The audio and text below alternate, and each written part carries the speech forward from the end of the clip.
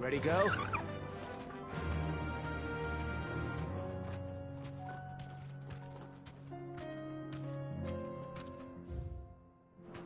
Fly, Ambrosia.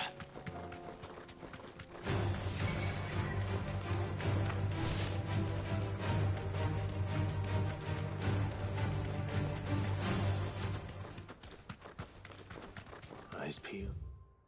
Joshua.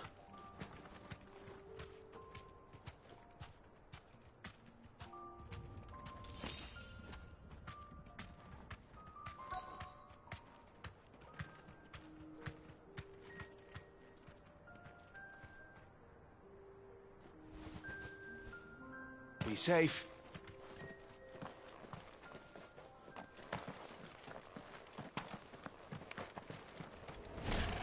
There it is. For House Rossfield.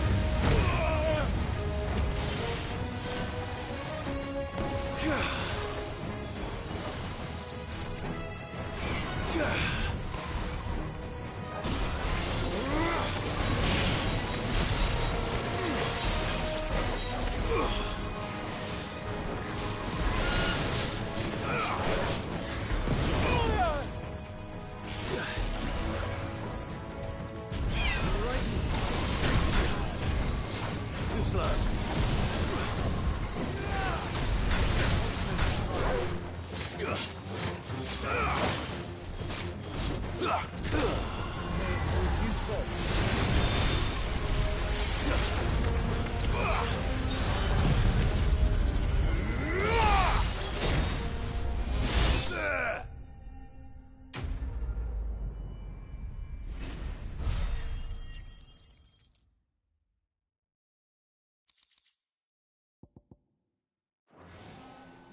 Is this the Heartstone? I expect Lady Goditha will know.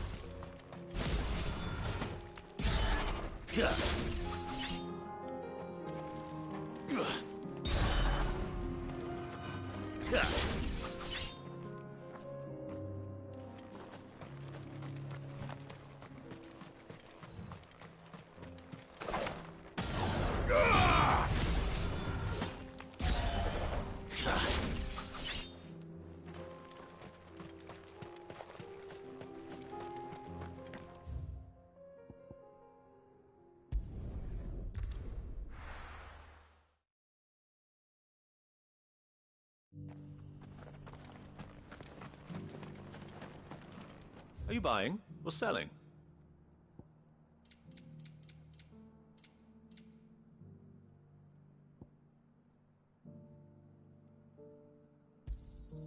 Anything else?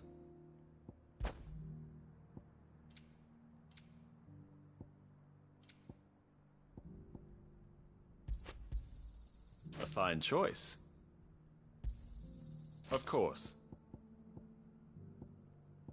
Come again.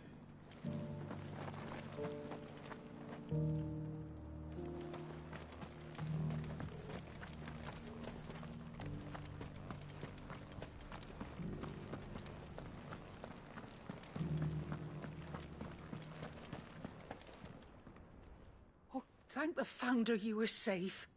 The Griffin is slain then? And the Heartstone claimed.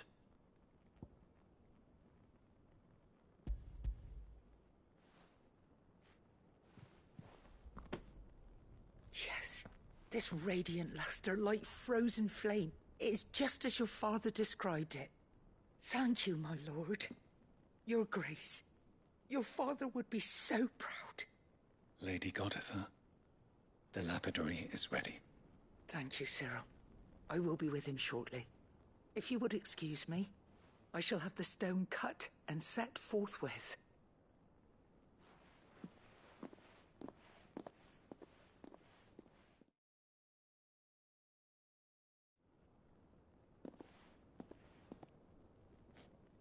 The armbands are complete.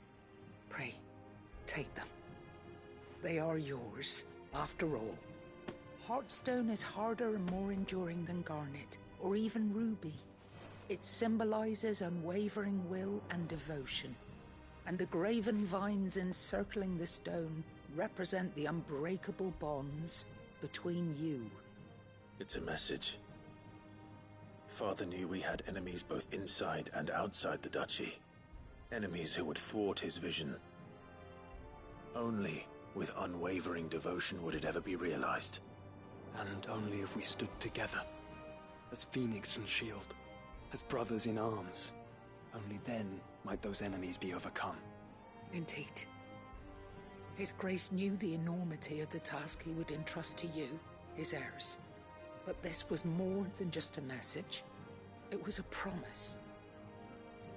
That he would always be with you. Thank you, Lady Goditha, for remaining the steadfast custodian of our father's will. Forgive me, my lady, but there is something I don't quite understand. The Undying told me that after Father died, Mother claimed all of the ducal treasures for her own. Even if the armbands were incomplete, she would surely not have overlooked them. So, how were you able to keep them from her? Because I was the keeper of the vault. Though I was but a lowly servant, your father spoke to me of his intentions for the bands, of the deep love he had for both of you, and his hopes for your future. In the days before the disaster at Phoenix Gate, I discovered that the Duchess had ordered her jewellery be sent away from the castle. It was then that I knew she meant to betray us. I tried to warn your father, but it was too late. When word of the fire reached Rosalith, I knew my time was short. So I took up the armbands and I fled into the night. And thank the Founder you did. Yet my duty to your father was incomplete. Not knowing what else to do, I followed the Griffin, thinking I might claim the Heartstone on its passing. And so my pursuit continued, until Lord Cyril appeared before me. He informed me that His Grace's will had been recovered, and that his sons were alive and well. Lady Goditha, on behalf of my father and all the people of Rosaria, I thank you for your loyal service. As do I. Thank you, my lord. Your Grace, for coming back to us, for giving my service meaning.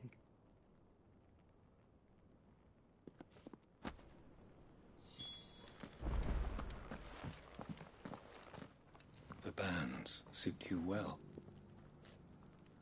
It must be gratifying to finally receive the inheritance that was denied you for so long. It is. And we thank you for the part you played, Cyril. If you would permit me to play my part a little longer, might I suggest that you make your way to your father's memorial atop Hawk's Cry Cliff? Let him see that you have received his blessing, and that his vision lives on in you. I suppose it would be churlish not to. What do you say, Clive? Shall we pay Father a visit? I think we should. I was hoping to be able to offer him my thanks before we left for Origin. Your father's helm is enshrined there. It has been since the day we recovered it from Phoenix Gate. I prithee claim it, for it too is a part of your inheritance, and I do not doubt that your father would prefer it in your hands than perched upon some lonely rock. Thank you, Cyril.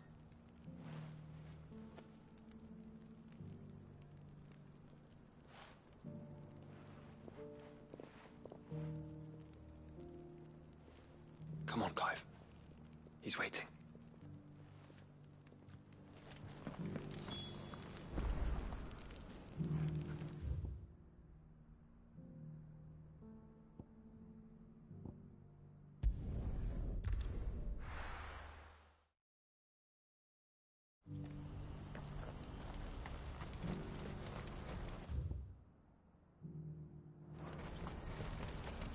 Do you see that?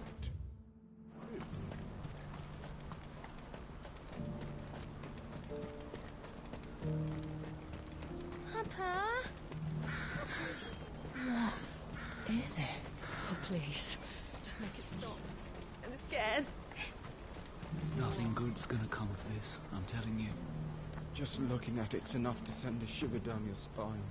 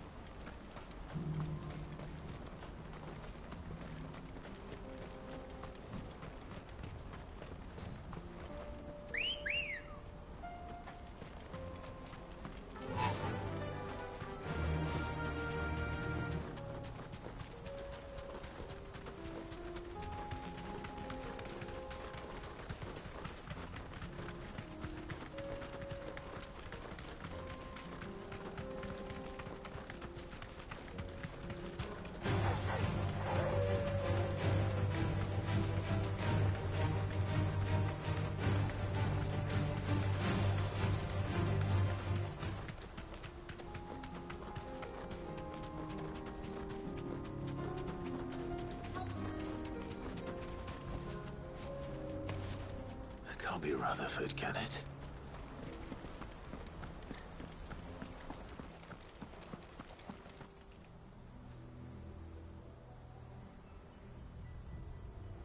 Turncoats and cowards, the lot of you! If it's a fight you want, it's a fight you shall have! Allow me. I don't need your... Please, Field Marshal, oblige him. This won't take long. You're right. It won't. Men, finish him.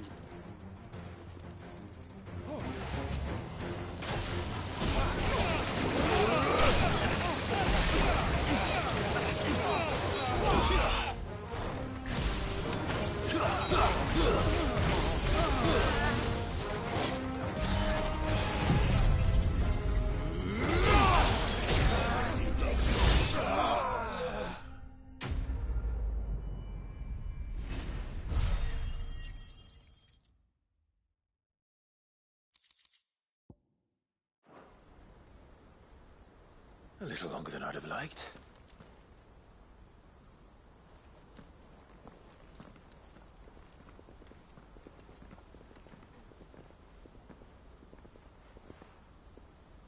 Field Marshal Havel, I presume. Are either of you injured? No, my lord. You arrived just as our escort turned on us. Fucking traitors. I'd heard reports of soldiers in the outlying regions abandoning the oaths they swore. But I hadn't thought the corruption had reached so close to the heart of the Republic. It's a fucking disgrace. Your interfering old bastard of an uncle tried to warn me, of course. My Lord Marquis. Or is Sid the Outlaw more to your liking? Call me what you want. It doesn't change who I am.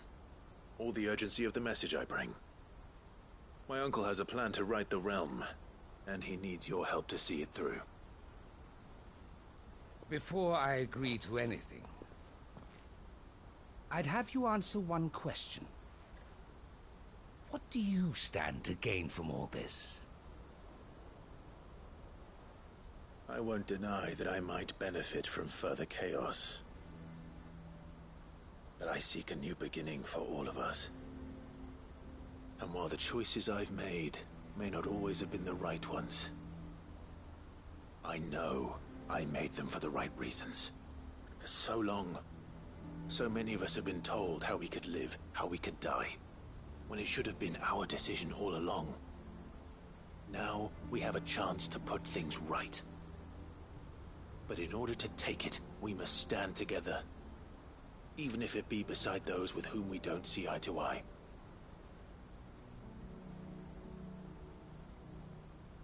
Certainly not the words I expected from an outlaw. But perhaps your uncle was right. You are no ordinary outlaw. I'll never hear the end of this. All right. I'll start by ordering my most trusted guard to bring the Dalmekian fringes under control. Next, I'll make contact with my counterparts in the Imperial Army and see if I can't convince them to try and restore order in their own territory. Thank you, Field Marshal. But they are not the only ones we will need to convince. What do you mean? I don't doubt that I can bully some sense into a few generals. But those they answer to require a different kind of persuasion. And when it comes to honeyed words, well, we will need an envoy. One who can court even the most stubborn of statesmen. You, perhaps. I'm flattered. But I'm no diplomat either, and I have other problems to attend to. What we need is a skilled arbitrator. And I may know just the person. Is that so?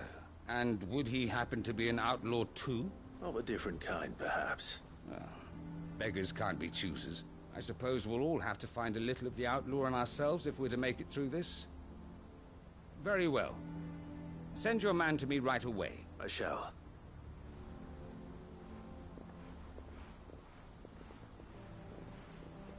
My Lord Marquis, Your Lord Uncle bade me escort the Field Marshal to his manor in Port Isolde. And I will see that my associate joins you there. Very good, my lord.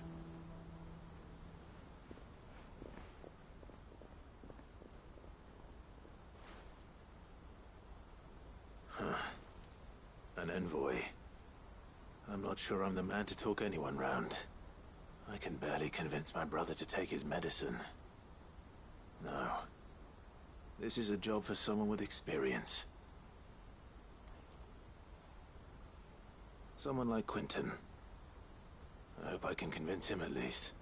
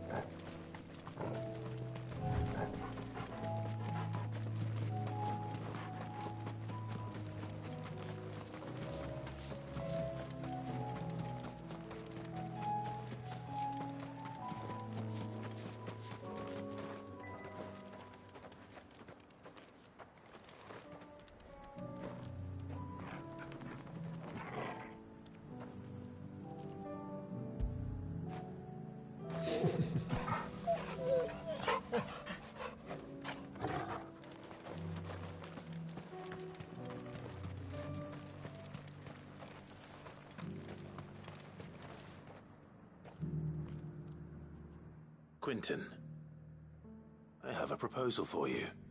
Do you now? Something tells me you'll be asking more of me than a cask of Gotand gold. Go on then. Propose.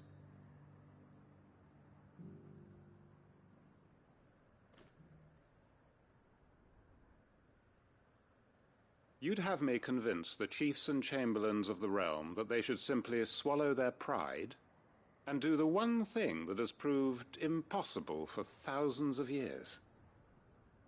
Was there anything else? Perhaps I can fetch you a meat pie as well. I know it's a lot to ask, but I can think of none better suited to the role. And you'd have me give up what little I have left to do it. I told you, Clive. The people of Lostwing are my family, and I cannot abandon them. You'll have to find someone else. I'm sorry to hear that. So am I. And why might that be? What he's asking. How's it any different to what you've done so far? They want you to speak for those who can't speak for themselves. That's what you do best. If it's the vineyard you're worried about, we'll see that the grapes are picked and the tons filled. You know we will. It's not that. Then what is it? You said yourself we're family. Don't you trust us? You know that's not what I'm... Then what are you saying? That only we are worth saving? Why turn your back on everyone else? You convinced us we could build new lives for ourselves, and if you can do that, who's to say you couldn't convince the entire realm? A stirring argument. I fear that any rejoinder I make might fall somewhat flat by comparison. So you'll join us? Where do you need me? Field Marshal Havel will want to speak with you in person. He's currently in Port Isolde. I can arrange for a party of Cursebreakers to accompany you there. That would be very much appreciated. I hear the roads are far from safe these days. Hopefully not for long. My uncle will want to know that his plan is taking shape.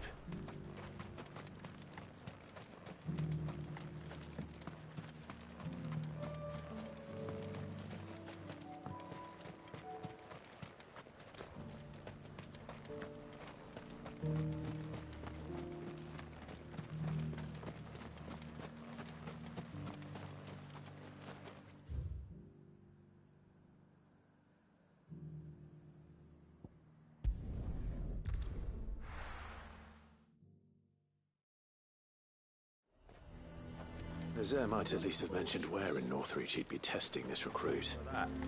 Who do you think? I'm nervous. Is it alright to be nervous? I don't care either way. Well met, Sid. This is the Initiate. Ember, present yourself. At your service, Master. Please, just Sid. There are no masters here. Your life is your own. Oh, of course. Thank you, Sid. The Sergeant says you'll be evaluating me at my trial. To become a scout, yes. You are aware of the dangers inherent in that role. I am. But I swore I'd face them. Just like the man who saved my life. And who would that be? Gav. It was him who found me and freed me. No magic, no support, just one man and his nose. Came and sniffed me out. It taught me what one man can do if he puts his mind to it. And I've been training ever since, so that one day I can be someone's saviour, just like Gav was mine. I'm sure he'd be flattered. You clearly have good intentions, Ember. And it sounds like you're under no illusions. Stick to this path and you'll make a fine cursebreaker. So, what? Have I passed? You haven't even started yet. Now listen.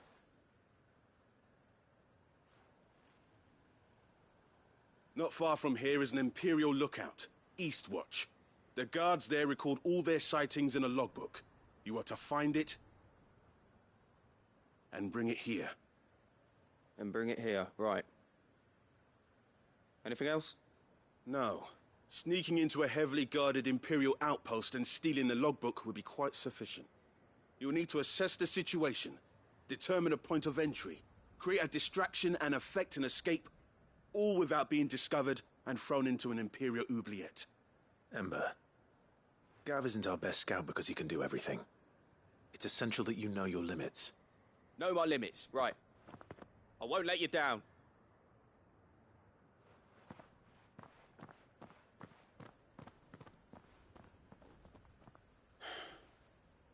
It shouldn't be as dangerous as I made out. But keep a weather eye on him all the same, would you? On my way. All right, Ember. Impress me.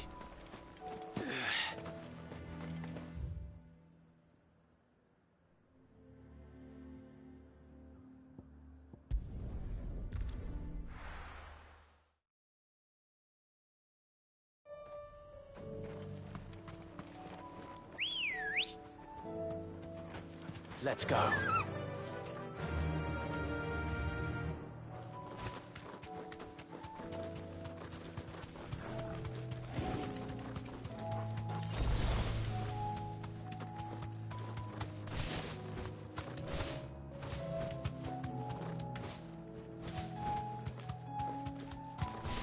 These are clean kills.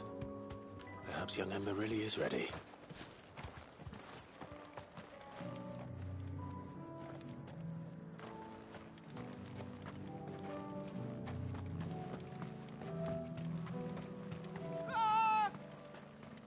Maybe not.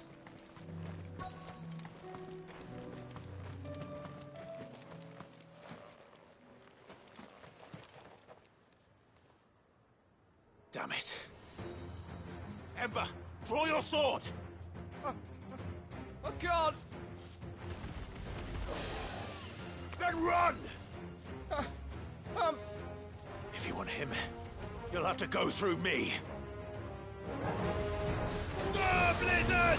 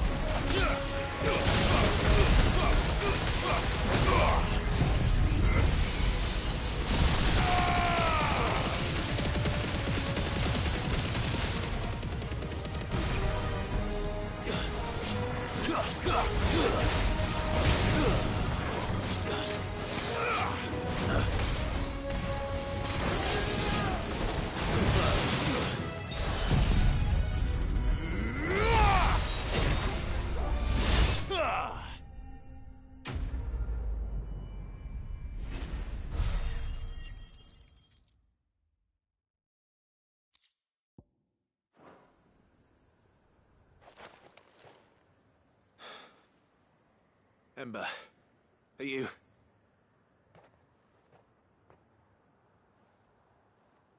Gone. Of course. Scouts really are a rare breed. Back to Northreach it is, then.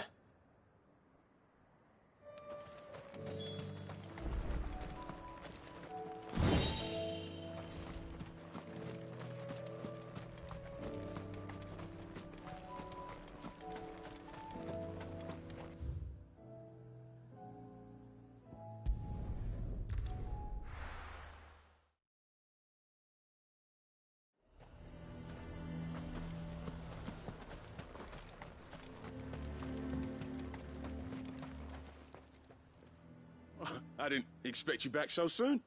Where is Ember? How did he fare? I thought I'd find him with you. He must have fled. I followed him to Eastwatch, where I found him being set upon by a wild Avis. He was just standing there. Didn't even draw his sword. I had to step in and take care of things. But by the time I had, he was nowhere to be seen. I assumed he'd set off in your direction, but apparently not. Oh, I'm sorry, Sid. I knew the boy had a nervous streak, but he seemed like... The right man for the job? I believe this is the logbook you tasked me with retrieving. Eh? How did you... Don't you tell me you breached the tower while Sid was busy saving your skin. What? Wasn't that what you asked me to do? To bring the thing back without getting caught? He has you there, Nazaire. And he did it all on his own. But Sid, he did what he thought was best. And now I have to decide whether I agree. Of course. We'll await your evaluation back at the hideaway. Don't you leave my sight. Yes, Sergeant.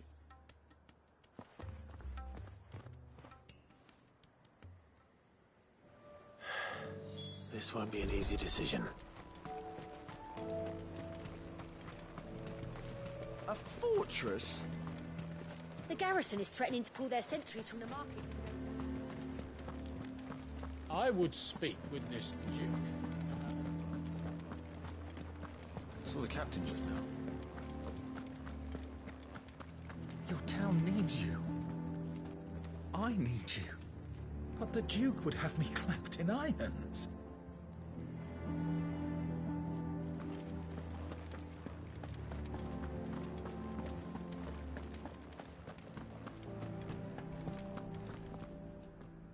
Do you have a moment, Clive? What is it? It's the Duke, unsurprisingly. His Eminence has assumed full control of the garrison and put every able-bodied man to work on the fortifications. The town was left all but unguarded, so Philippe was compelled to form a citizens' watch to fill the void. And though my dear boys have been characteristically willing to assist him in this, they want for bodies. So I was wondering if you would lend them your strength, that the people of Northreach might sleep easier, if only for a few nights. Of course. Whatever you need. Thank you, Clive. What would I do without you? Philippe told me he had men stationed at... Where can I find the mistress of this establishment? Here, my lady. To whom do I have the pleasure of speaking? My name is Sabine, and it is my displeasure to be the daughter of the Duke of Oriflamme, who I understand is causing you and your town no small amount of trouble. I wish to speak to you about what might be done. Very well. Let us speak. I trust you'll forgive me, Clive. Absolutely. Our conversation can wait. Please, proceed. As you know, my father is a most overbearing and supercilious man, and I join you in objecting to his every action. Indeed, I owe you my thanks for continuing to argue against his reckless plans. Yet I fear he is not one to be swayed by reason. No. He must be made to face the consequences of his actions. And who would make him do this? I would. Myself and several other like-minded individuals. Were you to join us, we would surely have the strength to drive him from Northreach for good. Does that not seem a trifle Drastic. Drastic action is precisely what is called for. Unless you are content to see your people downtrodden and dispossessed. My father would have it that citizens exist only to serve the Empire. That they should be forced to make every sacrifice to ensure her revival. But he is wrong. It is not the people who must serve the Empire, but the Empire who must serve her people. He's always been like this. Scornful of the opinions of anyone he judged beneath him. But he cannot be allowed to ride roughshod over the common folk any longer. We must fight him. By all possible means. Fight him? No. My purpose is to quell the tension in Northreach, not to stoke it. Respectfully, my lady. Our only chance of saving this town depends upon every one of us uniting against our common enemy. Your father and his followers included. While I understand your frustrations, I cling to the hope that he may yet be won round. False hope, I assure you. But I see that your mind is made up. I shall bother you no longer. If you will extend me the same courtesy, I bid you good day. She certainly has spirit. Indeed. But unfortunately for us, that spirit is only likely to harden the Duke's resolve, which may be enough to seal the fate of this town. Not that she cares. This is all about her and her father. Families. I'm sorry, where were we? Ah, yes. I was about to tell you of Philippe's plans for the town watch, but perhaps it's better that you heard them from him. I believe he's in the market, if you'd be so kind as to seek him out. Right away. It's just a pity I cannot join you. I'd like to see the two of you in action together.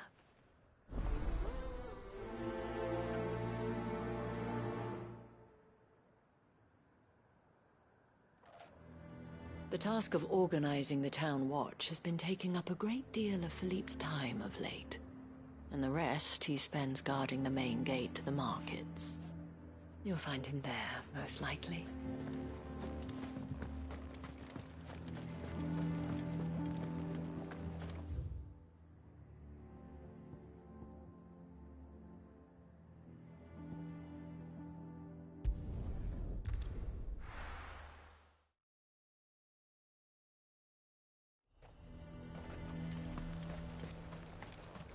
He'd have our coin, our stock and our... So you are content to abandon... Please, I beseech you. If you are a true son of Northreach, you must fight to defend your home. That's exactly what I am doing, milady. Or trying to, at least. The land is crawling with fiends, and someone has to keep watch. Even when our true enemy is hiding in the garrison? Fine. You're not the only able-bodied man in Northreach. Thank you so much for your help.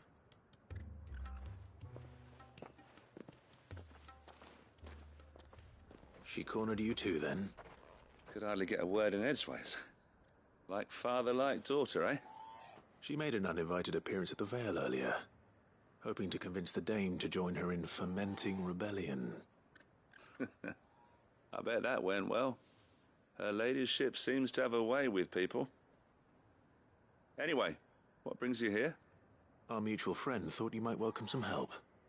Oh, she did she? Right as always.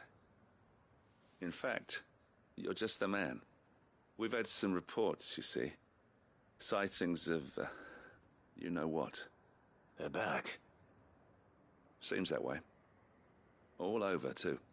We haven't been able to confirm anything yet, but if you're willing, you could go and see what's what. Right. Where should I look? You know Grieger's Weep? One of the sightings places them somewhere on its shores. I'm on my way. Thank you, Clive. I'll look into one of the other sightings. Let's rendezvous back here later.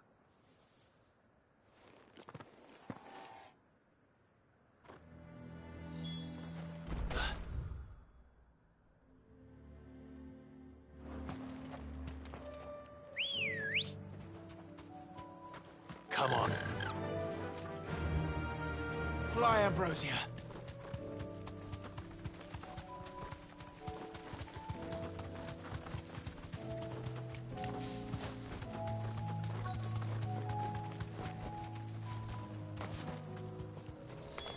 Damn it.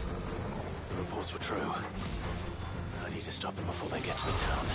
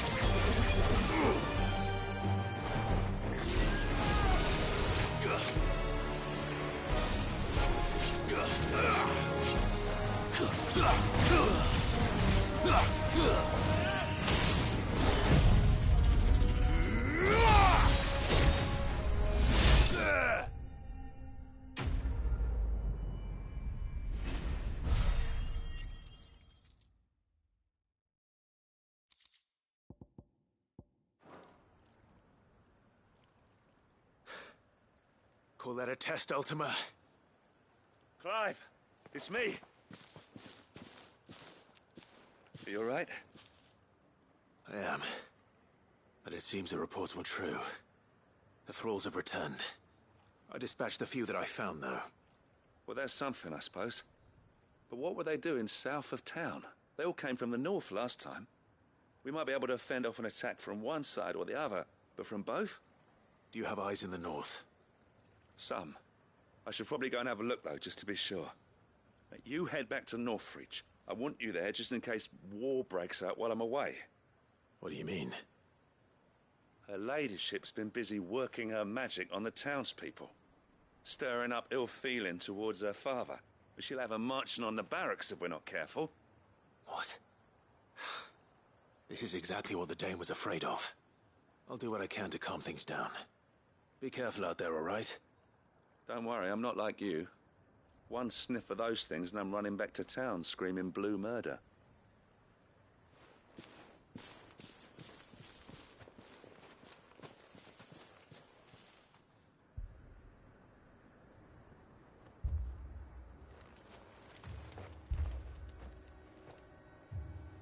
Do you not see, Father?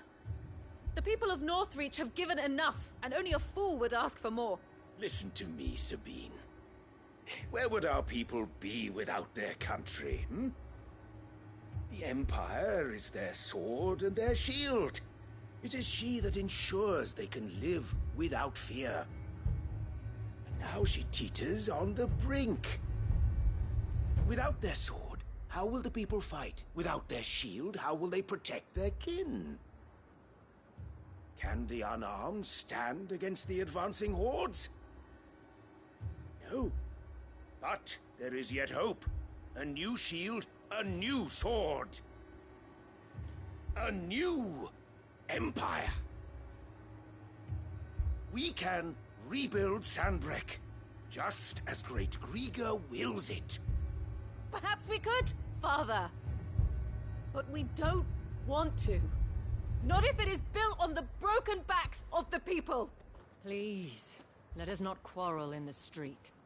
You must see that no good will come of this.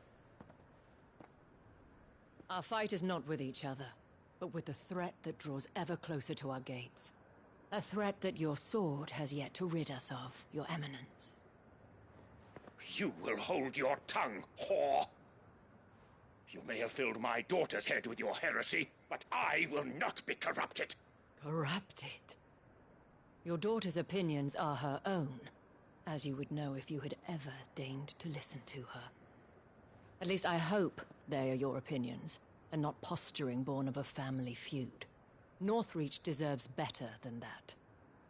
Northreach deserves better than you, Carla. Yes, I know who you are. The slut of Twinside who bedded a Brandit. Jealous, are you? That a woman might choose a bearer over a pious man of Griega? Clive! I met a swarm of thralls coming south from Oriflamme. Hundreds of them. Too many to count. No.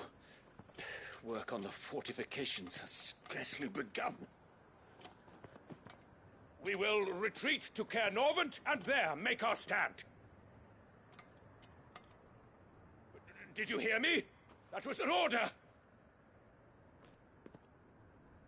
While this is but a heartfelt plea, let us make our stand here and protect our homes. Protect those that we love. Together, for Northreach!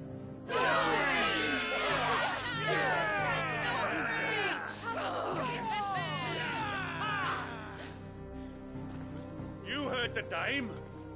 What are we waiting for? Pikemen to the gates. Archers to the roofs. Quickly, come on!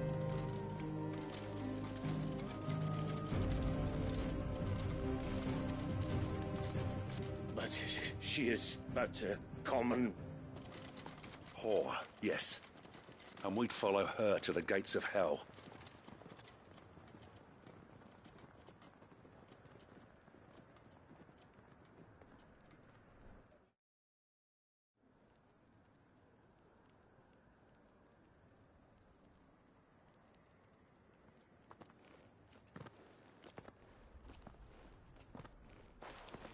The men have their orders, and they look like following them.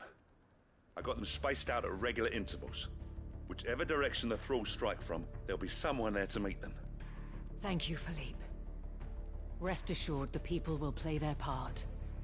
The herbalist has donated her stock of medicines to me.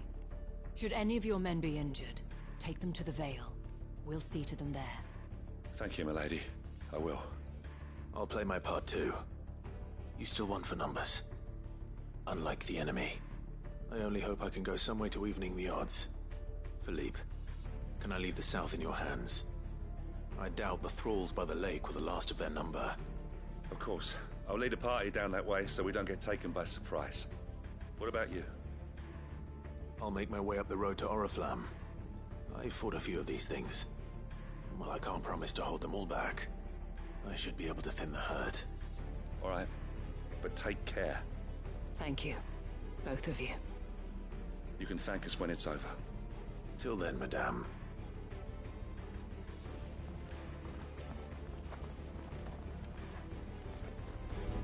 When the fighting begins...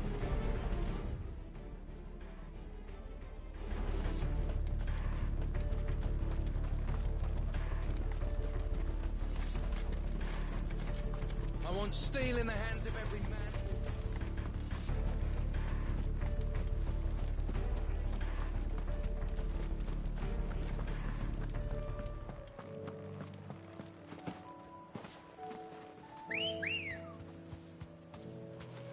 Ready, go?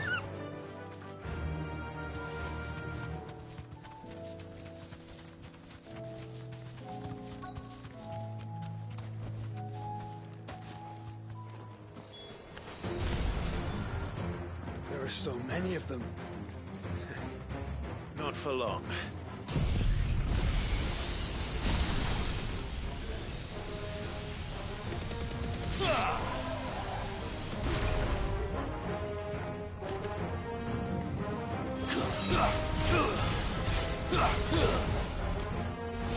Titan!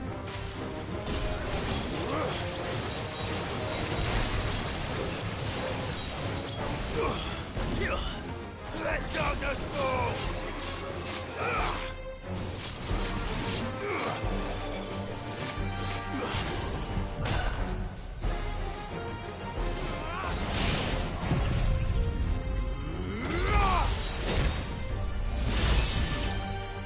Is it over? No. It's only just begun.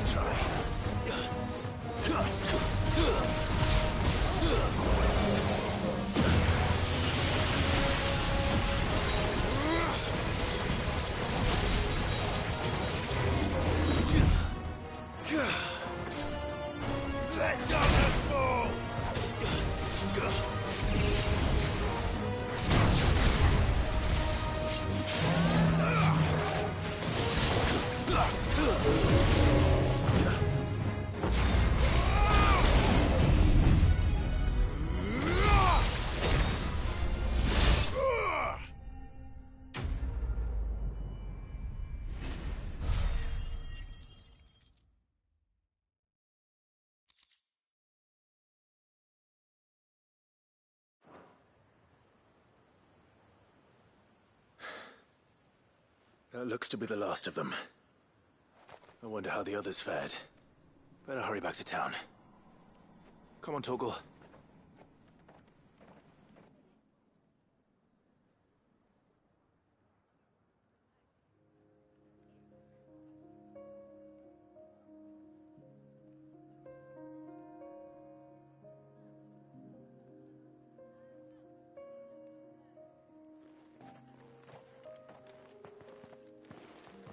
Clive, it's good to see you. And you. The road to Oriflamme is clear. How did you and your men fare? Well, we ended up fighting for our lives down by the lake. Took a few nicks, but nothing the girls of the Vale can't put right. Glad to hear it. Well, it seems we've survived. For the time being, at least. I thank you both for answering the call. You were right. And I was wrong. About everything. I had thought that the only way to unite the people was under the banner of Empire. That without a strong hand to guide them, they would drift apart. To be borne hither and yon by the eddying currents of fate. But you brought them together. Not by force, nor by the exercise of goddess-given authority, but by simply being one of them. By knowing what they feel, because you feel it yourself. Our purpose was ever the same, Your Eminence. You were merely distracted by a loftier vision of empire and glory, while our eyes beheld matters closer to home. You have the right of it again, as did you, Sabine. His Radiance said it himself. Sanbreque is naught without her citizens. I forgot that, and I am sorry. I'm sorry too, Father. I should never have taken things so far. I only wanted you to understand how the people felt. How I felt. But my anger got the better of me. Do not blame yourself, my dear. This was my doing. I should have listened to you. To all of you. Your Eminence, your Ladyship, I do not doubt that you came here with the best of intentions. But I believe the same could be said of us all. We all want safety, security, prosperity. Not just for Northreach, but for the entire realm. And we may yet achieve it. If only we work together. Will you join us in this? Yes. We shall. Thank you, Your Eminence. Now that that is settled, I must go and see to the wounded. The Vale's doors are always open to any soldier in need of relief. And today there are more than ever before.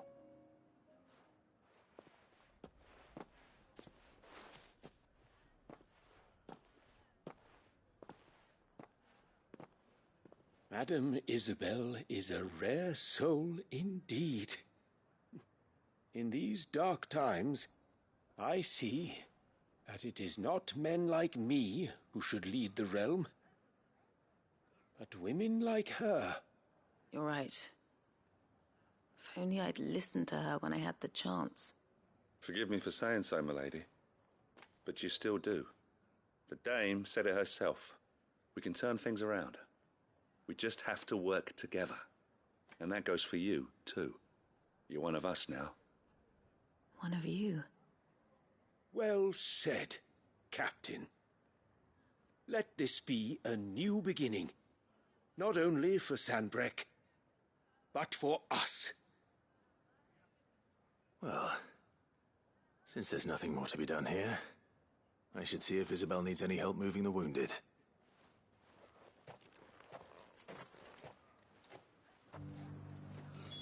Can we get you anything?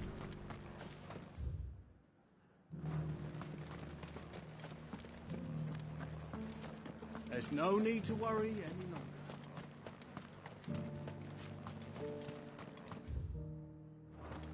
I saw several soldiers being carried to the Vale.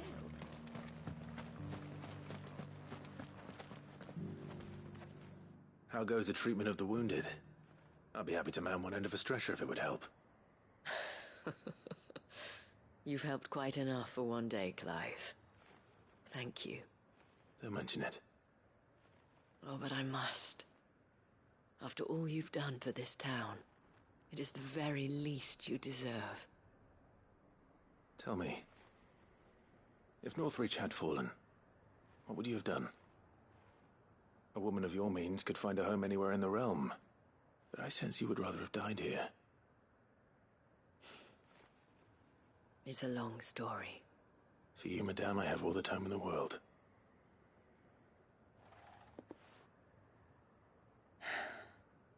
Very well. Long ago, I had a life in the Crystalline Dominion. I was Carla then, courtesan to the nobility. So sought after was I that it was only they who could afford my time. Alas, those halcyon days were not to last. For naive as I was, I fell in love with a bearer. He was my master's guard, the gentlest man I have ever known. After they discovered us together, he was whipped bloody and forbidden from ever looking at me again. And so we fled. Not that we had anywhere to flee to.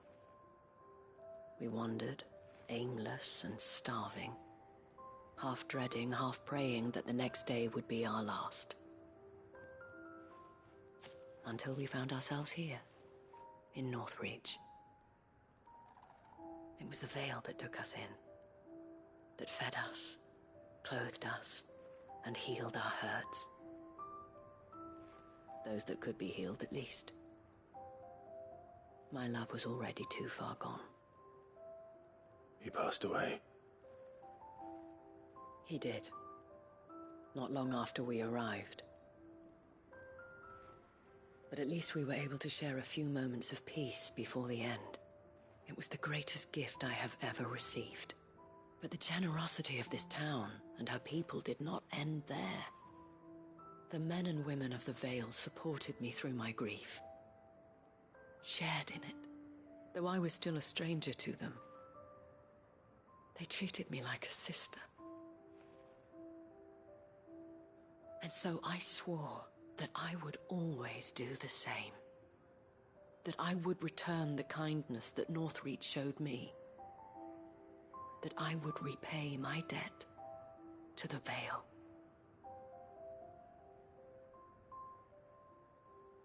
Thank you, Isabel, for sharing this with me.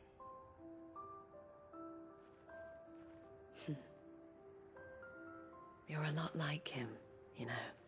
Perhaps that is why I have such a soft spot for you. Never stop fighting, Clive. And I shan't either. I know that it will not be easy to keep Northreach together.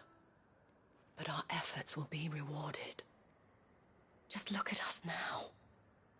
The people, the soldiers, even the Duke of Oriflamme and his daughter. All united in defense of this town that we have come to call our home. And what of you? Can we count on your support too? Always.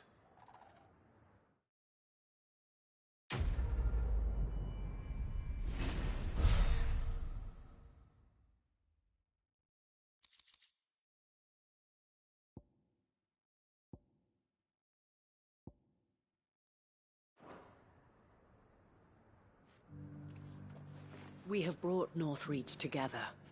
Now the fight begins to keep her together. For if this town is to survive, we must all play our part. Including you, Clive.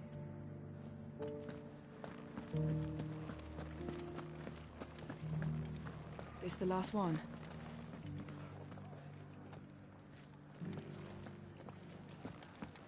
We did it! Kiss me.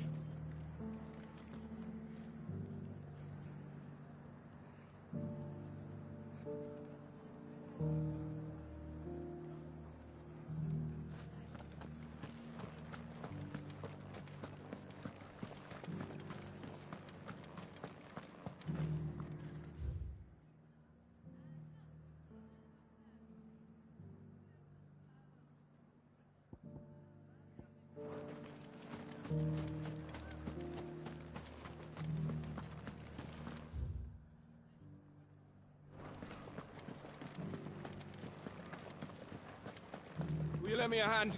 There are still injured in the markets.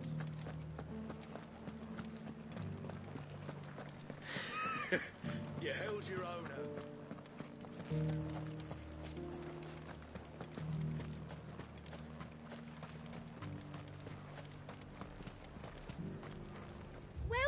Welcome.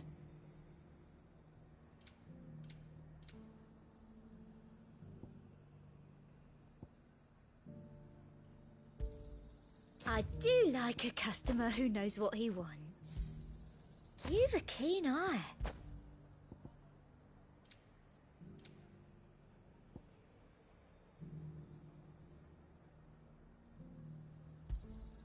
An excellent choice. Come back again.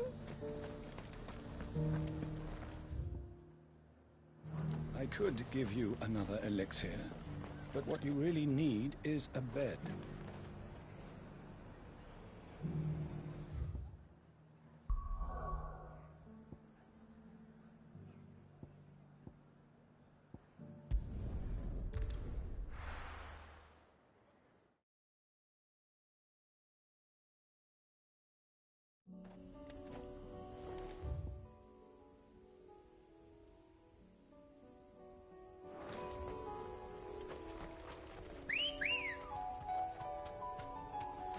Good girl.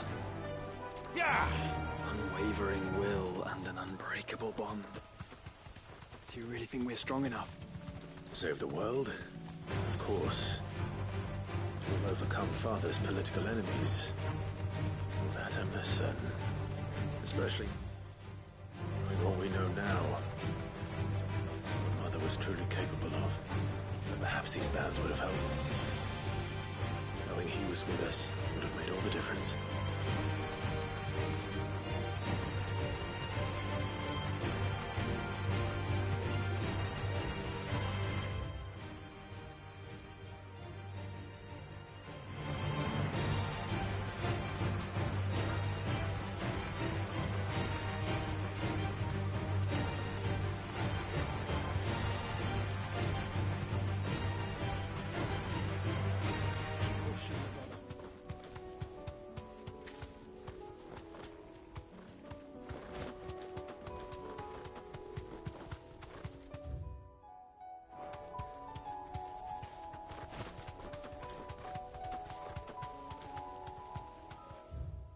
It's just back there.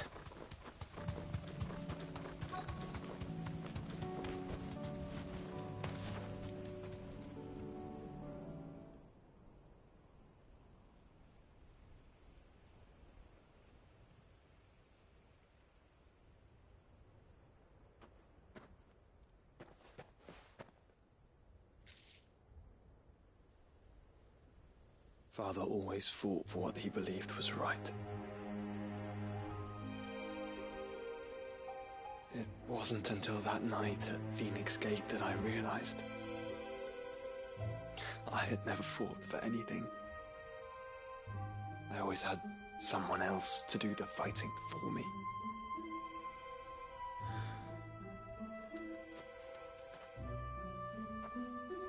No matter how fate conspired against him, he never lost heart, never looked back, never stopped fighting. To me, he was the greatest of men. And I've been trying to live up to his ideals ever since.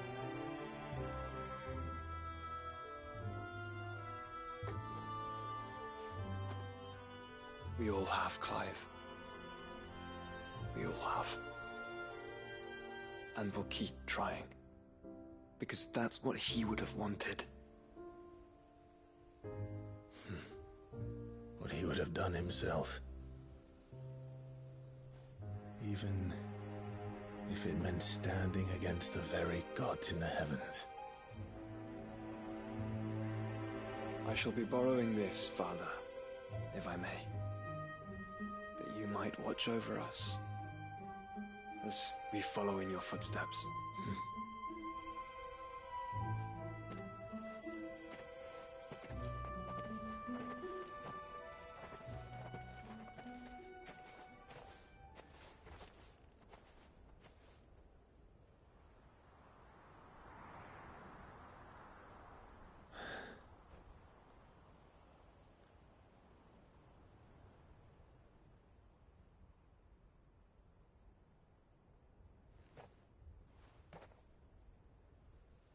We won't lay you down.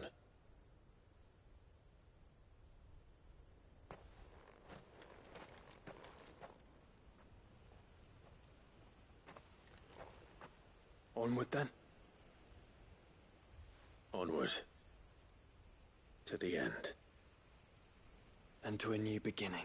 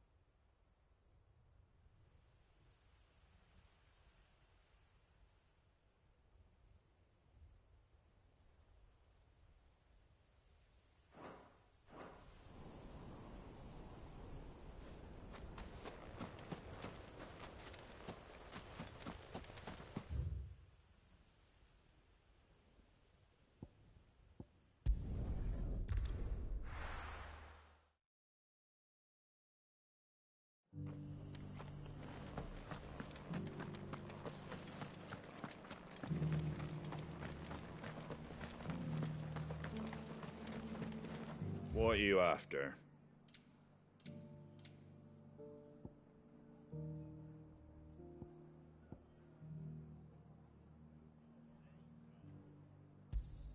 Thanks very much. Much obliged.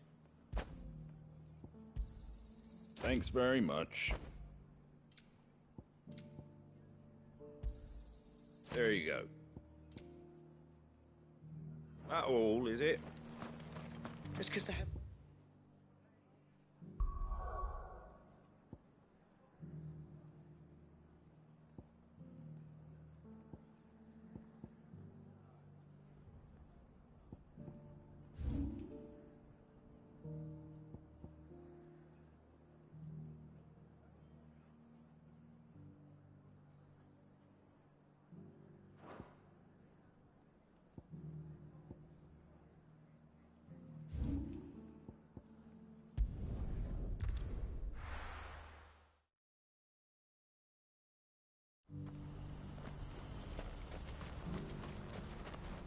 You won't find a finer array this side of the strait.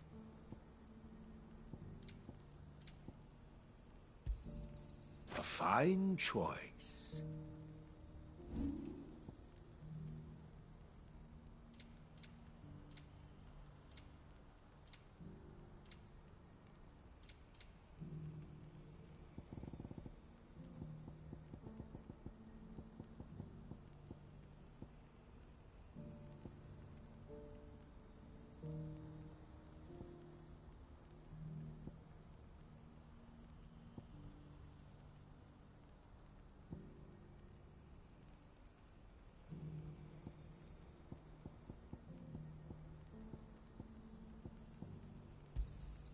Just what I was looking for.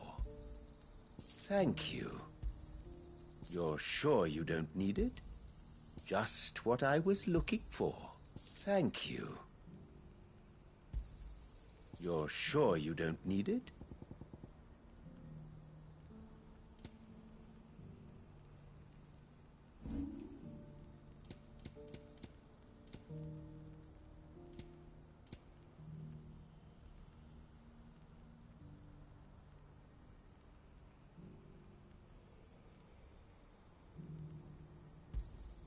You've a discerning eye.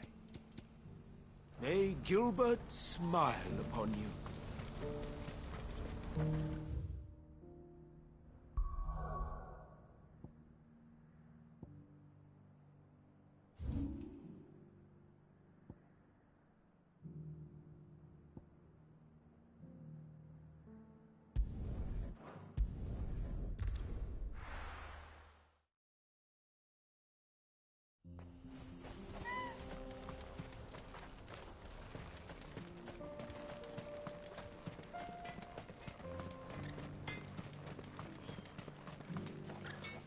I have some things for sale.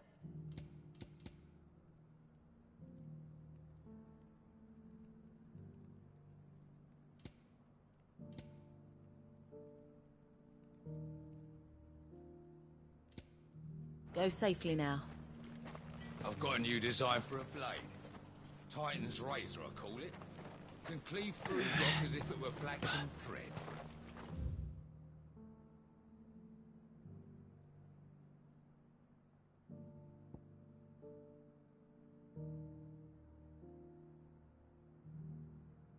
You leave our linen.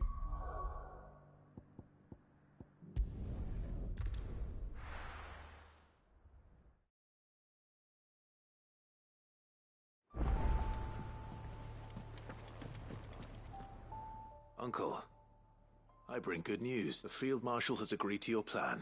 Ha! Of course he has. I didn't doubt you for a moment, dear boy. Rutherford is accompanying him back to your manor in Porter's Alder as we speak. They will await your return there. As will one other. One other? Who, exactly? Lord Havel was concerned that even if he could get the realm's armies to agree to an accord, he might not be as successful in convincing those with political power. He asked if I might have a solution, and I suggested a certain Imperial Lord Magistrate turned Liberator. One of your co-conspirators? Master Quinton would probably call me one of his. But yes. Another outlaw, then. Just the thing we need to put these rotten politicos in their places.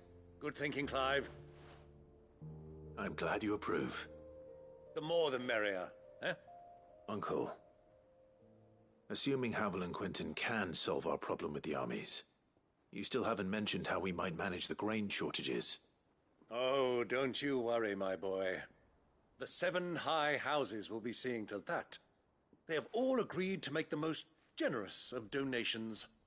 Oh, of course, it did take a little persuasion, but luckily I had some unexpected help. From who? Why, you, my boy. Rumor has it that you rescued the Lady Ariane's head steward Rockford from a horde of bloodthirsty bandits. It was more of a handful. Well, the old battle axe was so pleased. She had a shipload of talents delivered to my private docks by the next new moon. And when the other houses saw the parsimonious old crone's purse strings finally loosen, they as good as tripped over themselves in the rush to follow suit. I'm happy to hear it. Now, I must be getting back to the manor. Join us there at your earliest convenience, would you? Of course, Uncle.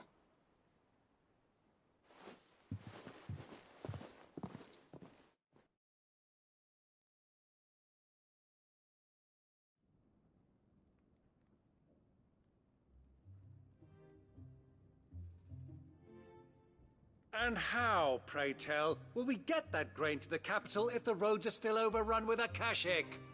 You'll find another bloody road. I only have so many men, and I'm not about to send them headlong into an ether flood. That is, unless you'd have them turn as well. Well, I'd certainly eat less. Says the man with a belly bigger than a band of curls. My soldiers actually need their rations. Without any food to keep them going, they'll be dead even before you've sent them on your fool's errand. If I may, gentlemen, perhaps I might suggest an alternative approach. Though supply routes are indeed disrupted, there is no shortage of ships. Indeed, they bob away in every bay from here to Randalar, awaiting a safe haven. Allow them to make port and fill their bellies full of grain.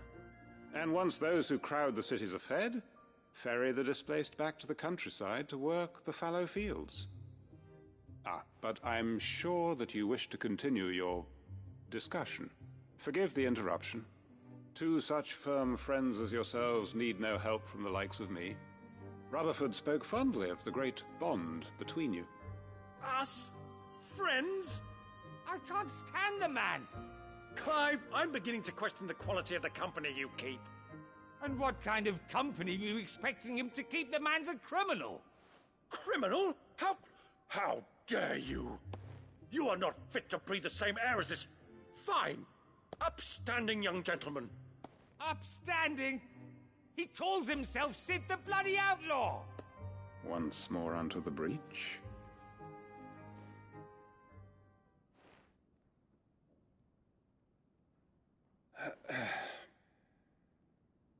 Shall we begin again?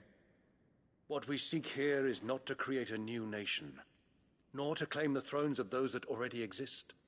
We wish simply to bring stability to the realm that mankind might weather the current storm. And to do that, we must convince those in power, the generals, the statesmen, the nobles, that our cause is just. There will be disagreements, yes, and I imagine some resistance, much resistance. But we cannot let that deter us. If we show them the path, show them that we walk it ourselves, then I am confident they will follow.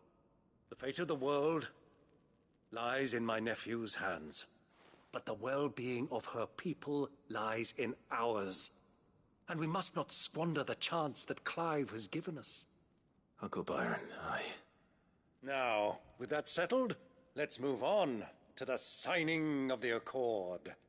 For what great moment in history hasn't been accompanied by a little ceremony?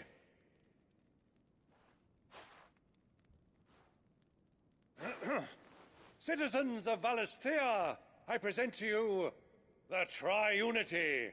Rutherford, my quill!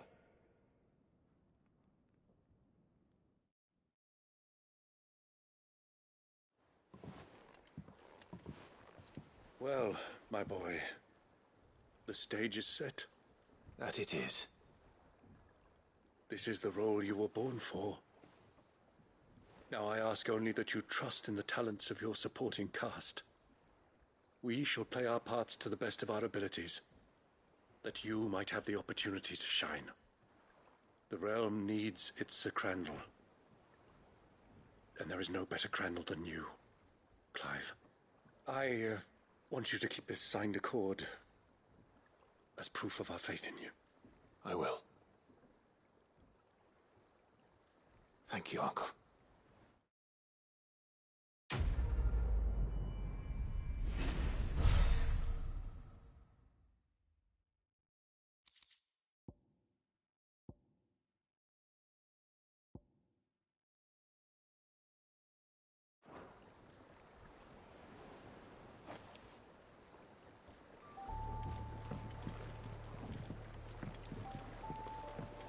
What do you think that thing is? It's a damn distraction.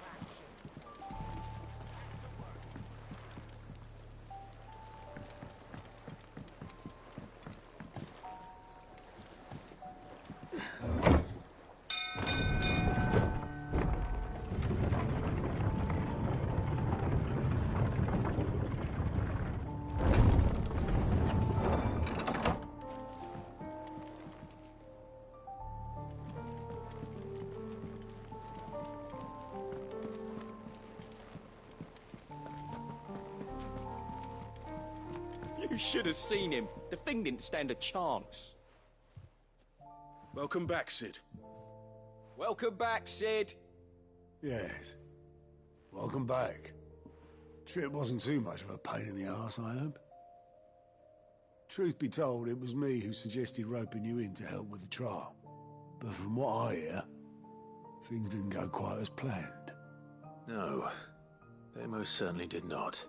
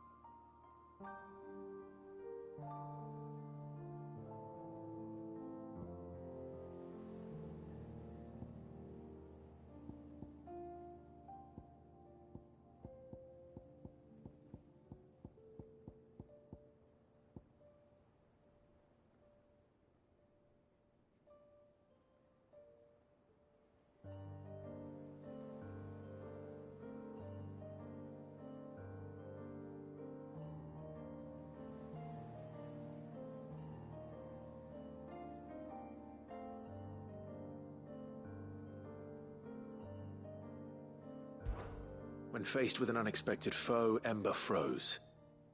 He did not run. He did not fight. Had I not been there, he would be dead.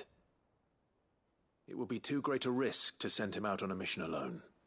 Thank you, Sid, for your honest appraisal. Ember, you braved the tower and emerged unscathed. Yes, but only because Sid saved your skin. To me, that's no better than being caught red-handed. You failed the test. Wait, Sergeant. Ember still has much to learn, it's true. And this time he was found wanting. But I'd say he's due a second chance, nonetheless. After all, he did do as you asked. With a bit of hard work, any hand can be made to hold a blade, and any mind can conquer its fears. But a scout's nose is different. You've either got one, or you ain't. And by sniffing out that log, young Ember here has shown he has a conch and a half. Wouldn't do to waste it now, would it? Fine. One more chance. I'll do whatever you ask. I'll spend my days and nights in the pit if I have to. I'll show you. Just you wait. Daft as a brush, that one. But his heart's in the right place. Just like someone else we know. And if you ask me, we've been leaning on him for far too long. That time the curse breakers took some of the weight off his shoulders, I reckon. It couldn't hurt. Just don't tell Gav I said so, will you? I won't have him thinking he's been hard done by. Next thing you know, he'll be asking for a day off. Chance would be a fine thing. Back to work. Forgive me, Sid. This did not play out as I expected. Things really do these days. But that's why we need men like Ember more than ever. Men who can make the best out of a bad situation. Remember that. I will, Sid. Thank you.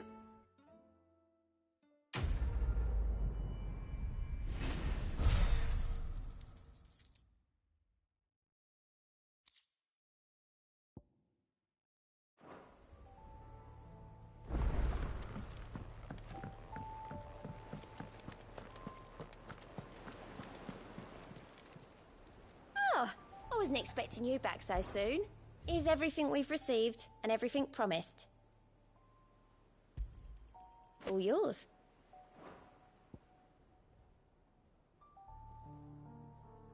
Best of luck out there, Sid.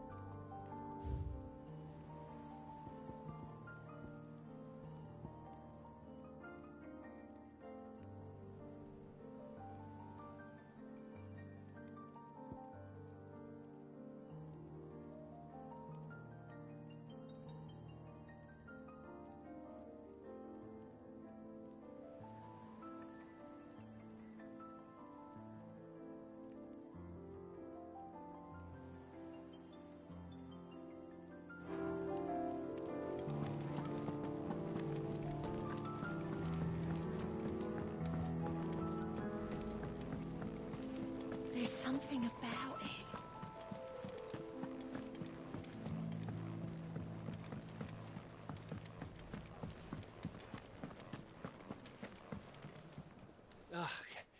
You alright? Something troubling you? No more than usual. It's just... Etta's baby will be coming soon, and I wanted to make something for it. I'm sure she'd like that. Back in the north, families would always make gifts when a bairn was on the way. Yeah, let the little tykes know they were welcome in their new homes, like. So, what's the problem? Well, the problem is that Etta's due any day now, and I don't know if I'll be ready in time. Is there anything I can do to help? You know, there just might be. All right then. What exactly are we making? A good luck charm. But not just any good luck charm. Not just any. No. One made from the feather of a silver chocobo. There's naught luckier in all the realm, or so we used to say back home anyway. Thing is, they're hard to come by. Had Otto and Karen check with their suppliers, but nothing. I'd try and track one down myself, only... Only the big day is fast approaching. And that's all you need. A feather. That or the bird whose horse it's attached to, aye.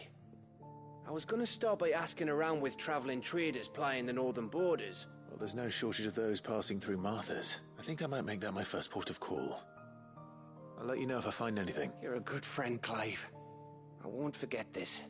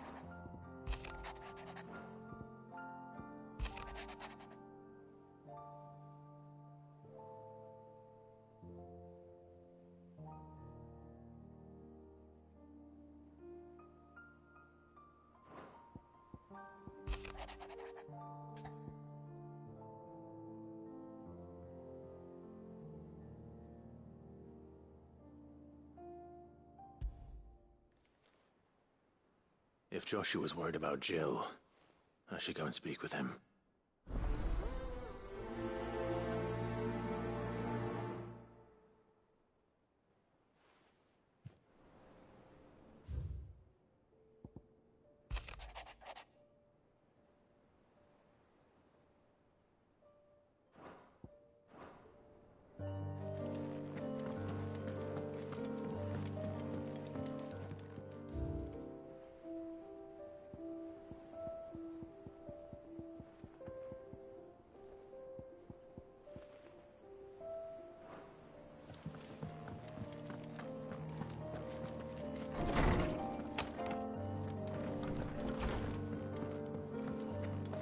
First the skies. Say what you will, Lady Karen has seen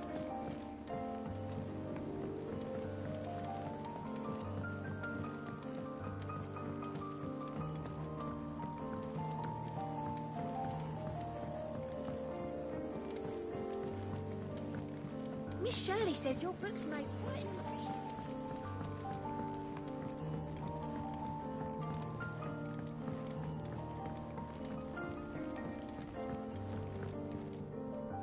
Mid?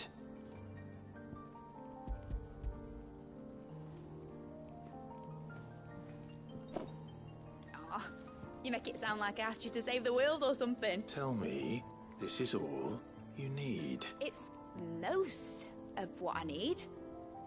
After you left, I went over the figures again, and I realised I'd forgotten a 1 and a 0. And a cogwheel. Just a tiny one. Though, that's the problem. Gears that small are a bastard to make, and I may have lost the one Blackthorn spent a fortnight toiling over. Wait, the children. When they took apart your scales, there was a tiny brass gear. Now that I think about it, they didn't use it when we put the scales back together. The young'uns? But why would the... You know what? I don't want to know. I'll keep working on the model. You go and find that cog.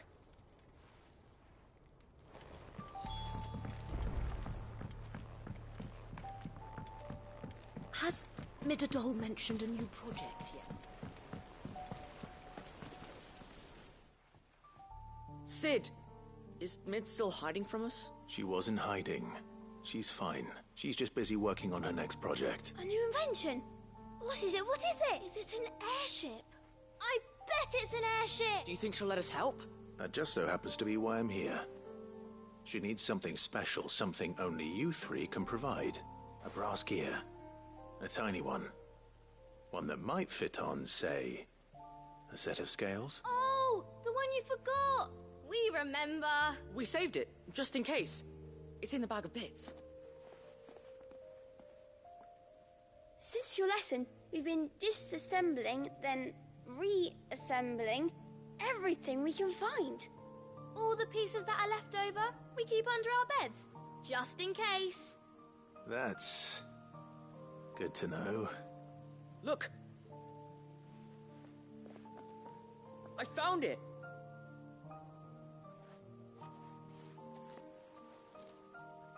Is that all? Just the gear?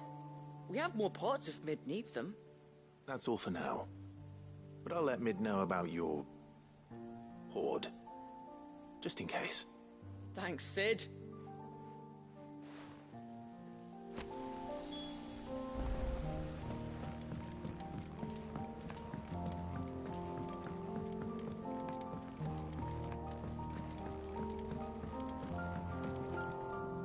Well, did they have it?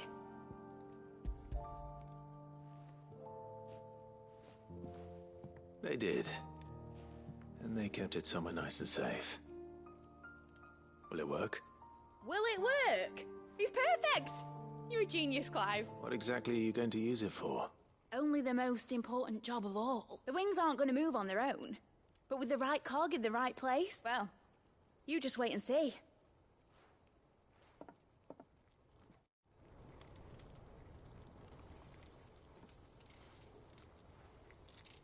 That should do it.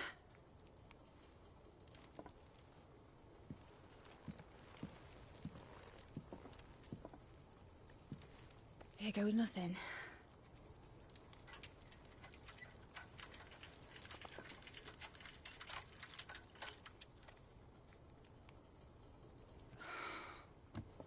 Titan's tits. It wasn't supposed to fly, was it? Of course it was supposed to fly. Wouldn't be much of an airship if it didn't. Honestly, these bloody engines are driving me mad.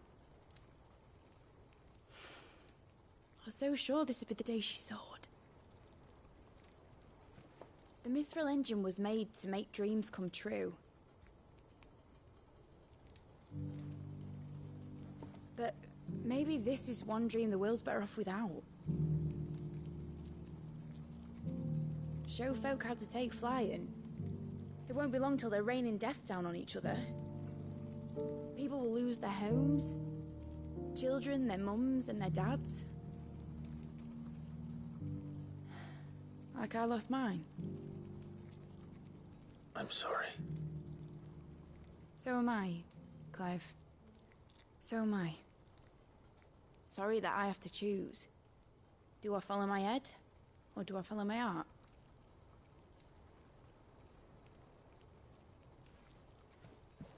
Good question. The first time I stood on the deck of your ship, felt the wind in my hair. It was like I was flying. But imagine how it would feel to actually do it. My dad always said there were two ways of living life. Chasing a dream or shuffling to your grave. And he were right. Right about a lot of things. Not that I like to admit it.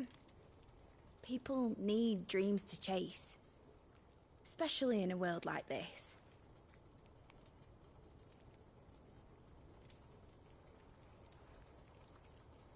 Right.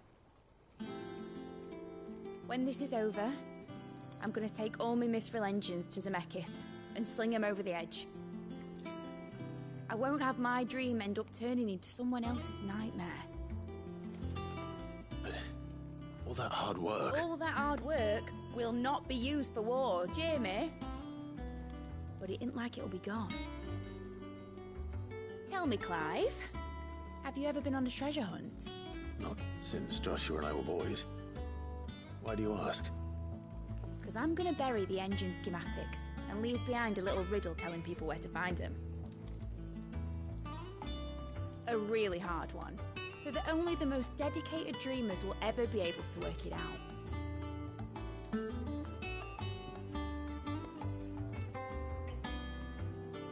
Ooh, I can picture it now. Some daft general squinting at the words with a gormless expression on his mug. Like that one, yeah.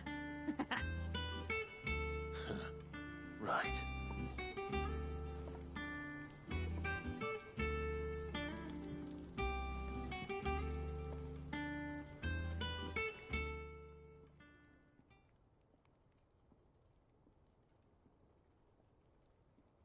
Of course, if I'm putting this engine at the end of a treasure hunt, I'll still need to make it a treasure worth hunting for. Won't be much of a prize if it couldn't even make a toy boat fly after all. My dad always said, dream big. But it ain't the size of a dream that's important, is it, Clive? Only that it's a good one.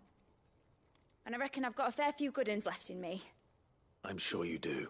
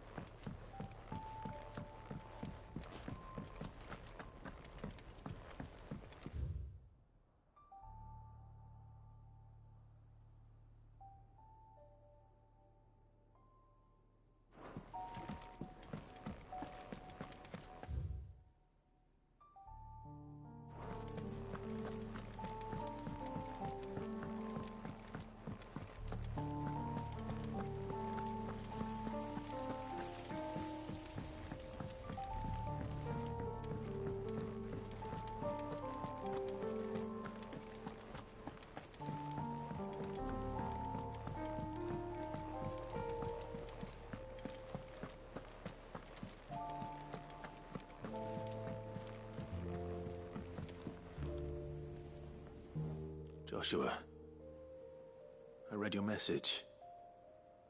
And you're right. Jill is different.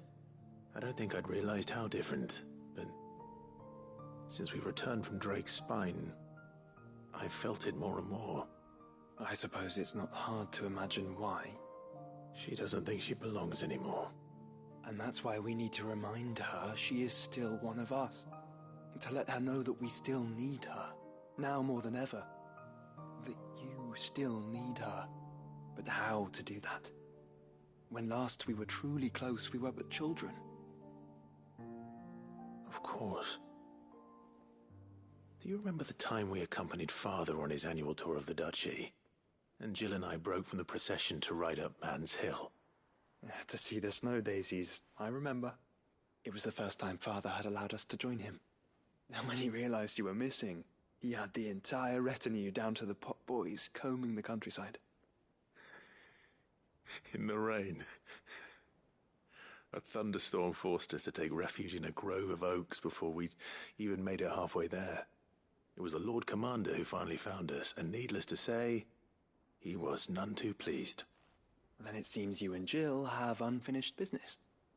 What do you say? Man's Hill. It's not that far. Oh, true. Though I suspect it is also much changed. Little in southern Rosaria remains as it was when we were children. You're saying I should go and scout the area for bandits? I'm saying We should first go and see if there are actually still any snow daisies left. What would you do without me, Clive?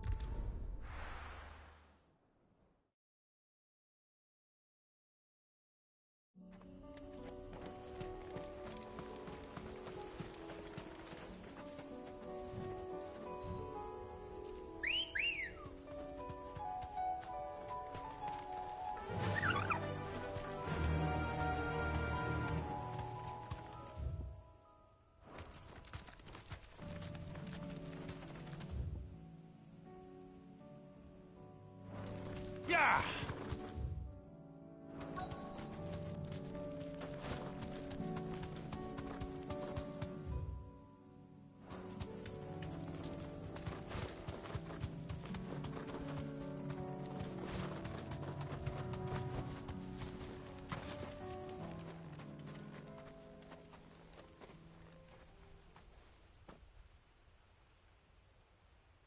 This is the place, but... I'm sorry, Clive.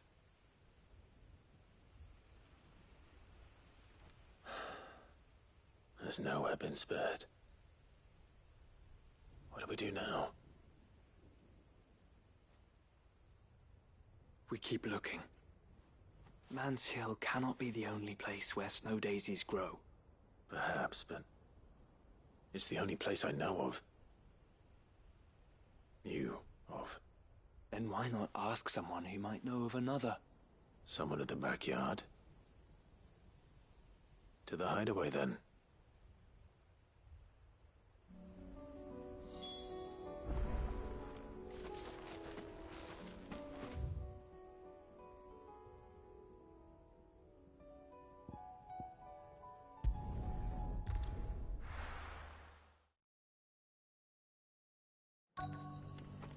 Let's hope one of the merchants here has what Gav needs. Excuse me. I'm looking for something. Oh, well, then I'm your man. A silver chocobo feather. Oh, or maybe not. Though you're not the first to mention the bird around here. There was a man stopped by the rest not long ago, claiming he was attacked by a silver chocobo. Near some gated hovel, not far from Eastpool. Most took him for a braggart and a liar, but who knows? Perhaps there was some truth to his tale. We'll see.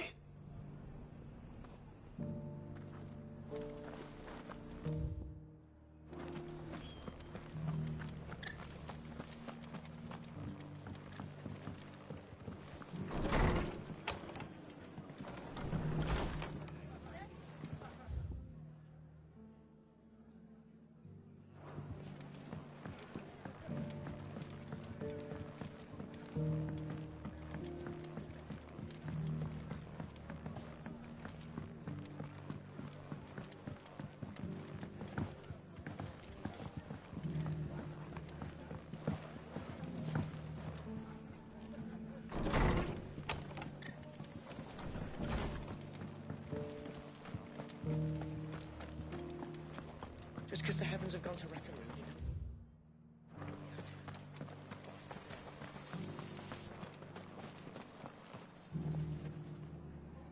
How do, traveller? You've the look of a man who could do with a new whetstone.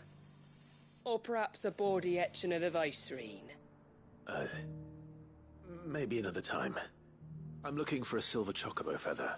If that's the case, rumours are all you're likely to find. No one has seen a silver chocobo for years. Word is they were all hunted for their feathers. Some northern nonsense about bringing good luck. Didn't bring them much, nor their bows. If any are still out there, I reckon they'll be doing their damnedest not to be discovered. You're probably right. Thank you anyway.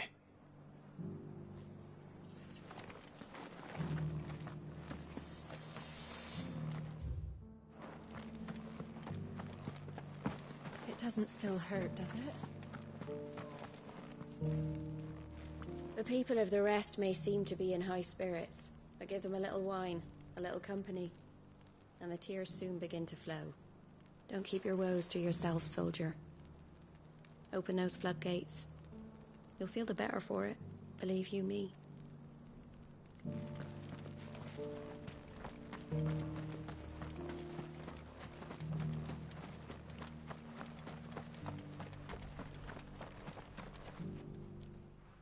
Can I help you with summit? You wouldn't happen to sell silver chocobo feathers, would you? I deal in fruit, not fancies. But if it's fancies you're after, I suggest you try Rhiannon's ride. Was a silver chocobo seen there? Oh, yes. If you believe the ravings of a madman. It wouldn't be the first time. A silver chocobo sighted in the hills near Rhiannon's ride. It sounds almost too good to be true. But since I'm already here...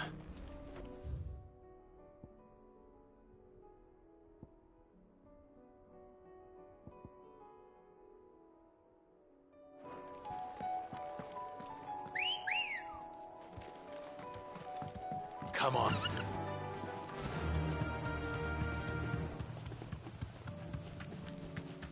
Can hardly make out of care.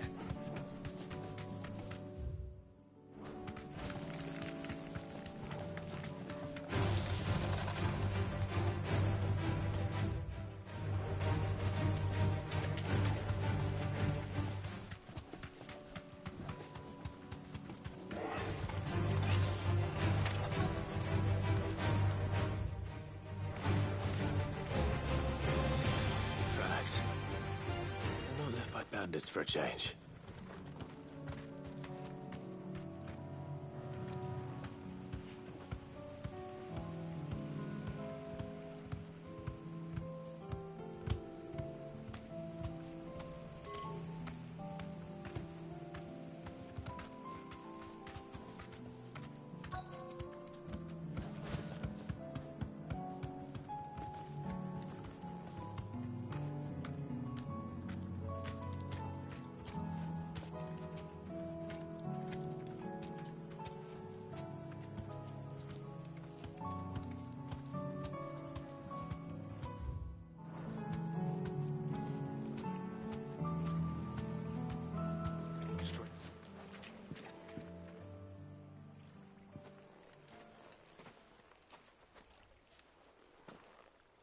More tracks. And these look fresh. The chocobo was here. And recently. Perhaps it still is.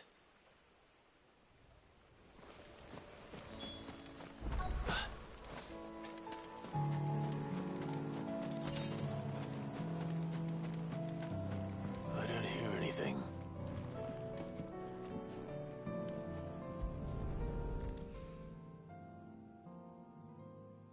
Well, I'll be damned.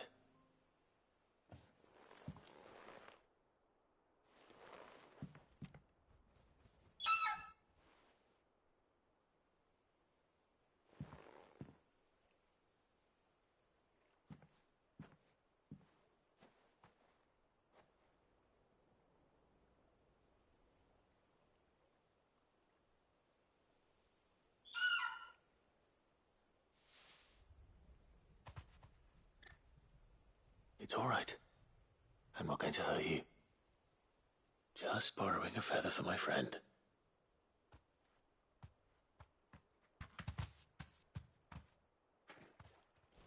Thank you. Let's get this back to Gav before they change their minds.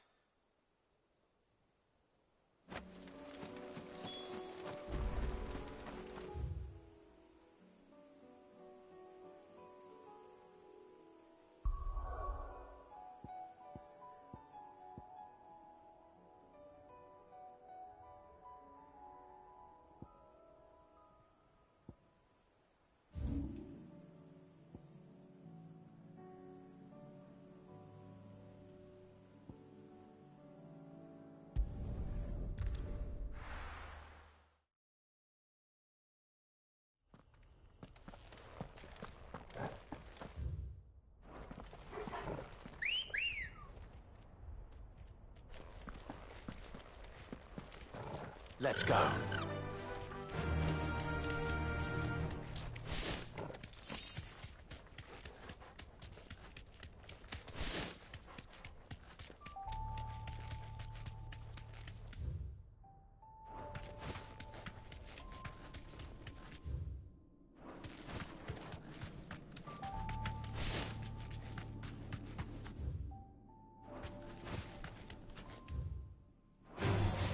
No mistakes.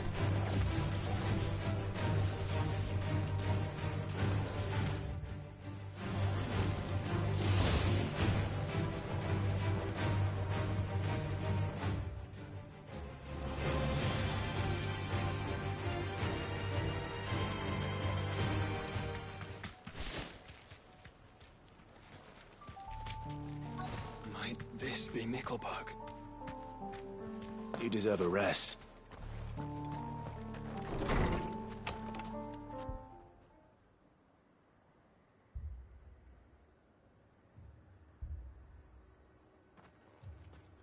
These people aren't turned. And the village seems safe enough at least.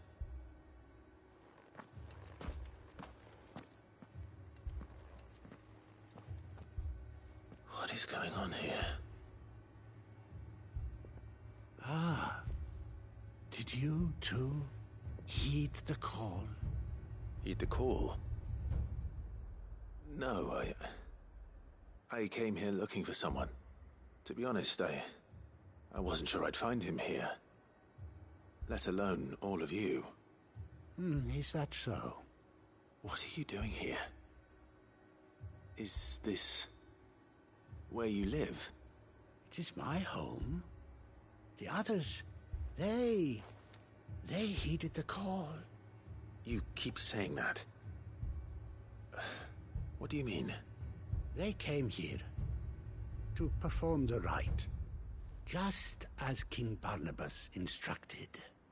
This village is their altar, where they shall cast their souls upon the gentle waters and give themselves to the Lord. Give themselves? Oh, Lord, cleanse us of our sins. Let us be reborn in your loving arms. Free us from the torment of this mortal realm. They want to be saved. Forgive me, but did another foreigner like me come here? He was probably wearing a cowl. You mean the traveler from Stone? Yes. He's staying at my house, toward the rear of the village. Thank you. If you don't mind, I'll go and greet him. They seek the same salvation Barnabas did. At least the third chair still lives. Let's go and find him.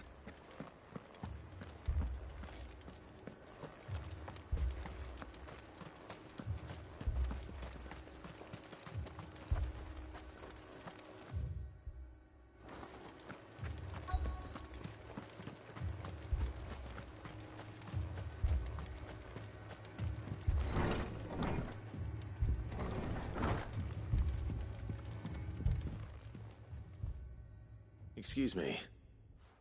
Are you with the Undying? I am. And so it would appear, are you?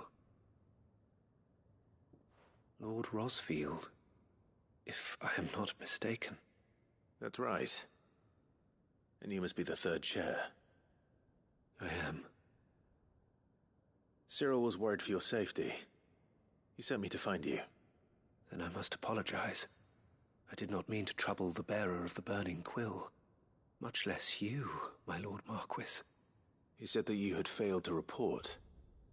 Is there a reason for that? I came here to study the followers of this new faith. But the more I learned of them, the more my own faith began to falter. You have seen them at their prayers, have you not?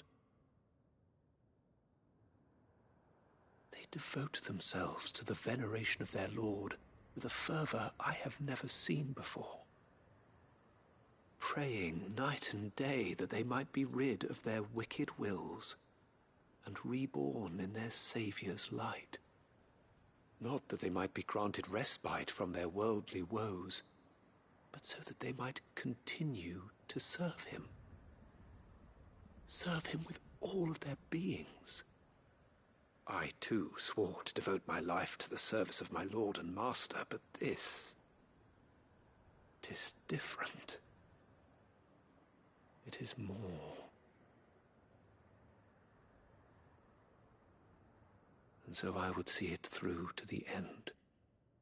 See these people safe, that they might achieve their dream, that they might do their duty to their Lord, even if it should keep me from doing my duty to mine. You do understand what their dream is, don't you? I do, my lord. They would cast aside their wills and become Akashic. I know that it may be hard to believe, but to these people, that is the very essence of salvation. Forgive me, my lord, but I must remain here. If you are to return to Master Cyril, I would consider it a great... Did you hear that, my lord? Something is happening. I'll go and find out what. Stay here.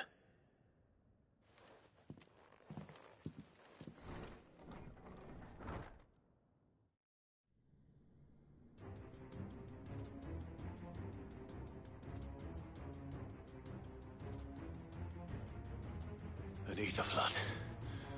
Oh no. There must be something I can do.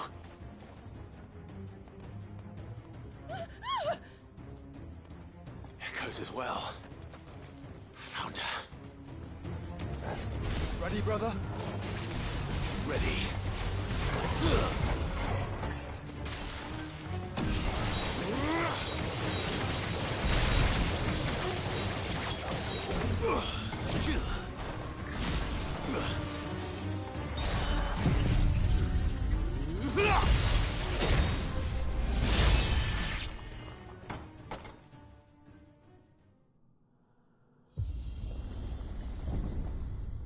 What now?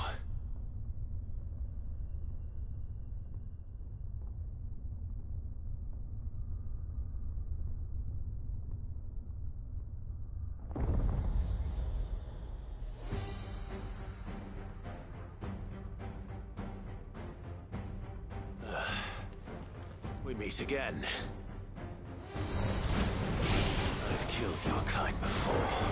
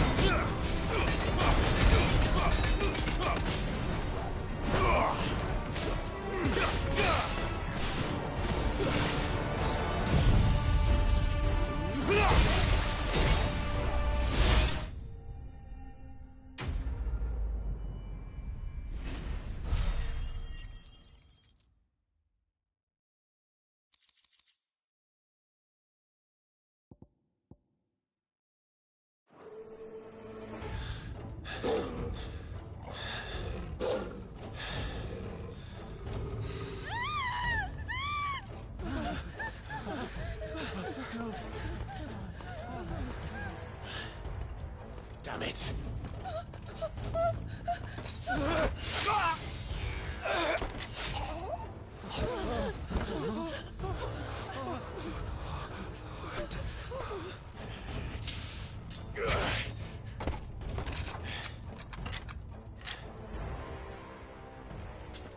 Don't you die.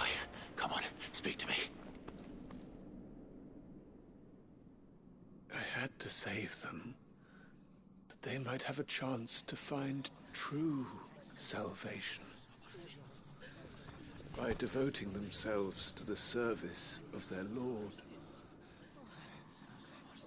just as I did when the Undying plucked me from the gutter and gave me a cause to believe in, a duty to serve was everything to me, and I would not deny them that fulfillment, even if they must become a Kashik in order to achieve it.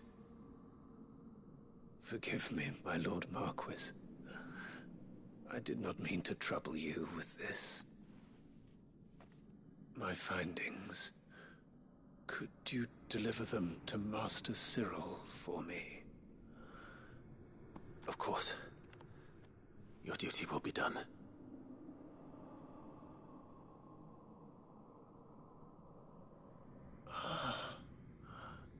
Look, my lord. They are saved.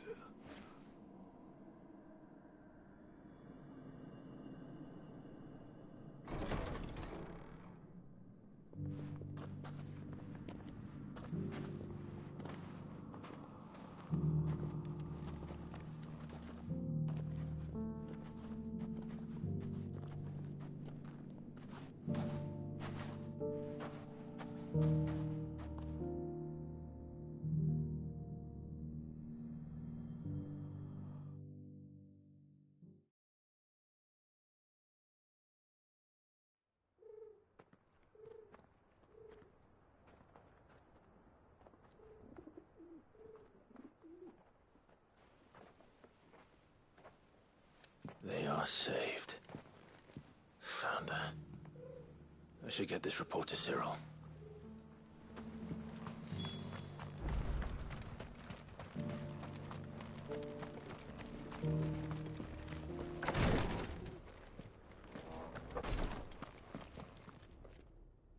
My Lord Marquis, welcome back. I am glad to see you hale and whole. I met with your third chair, Cyril. He bade me deliver his findings to you.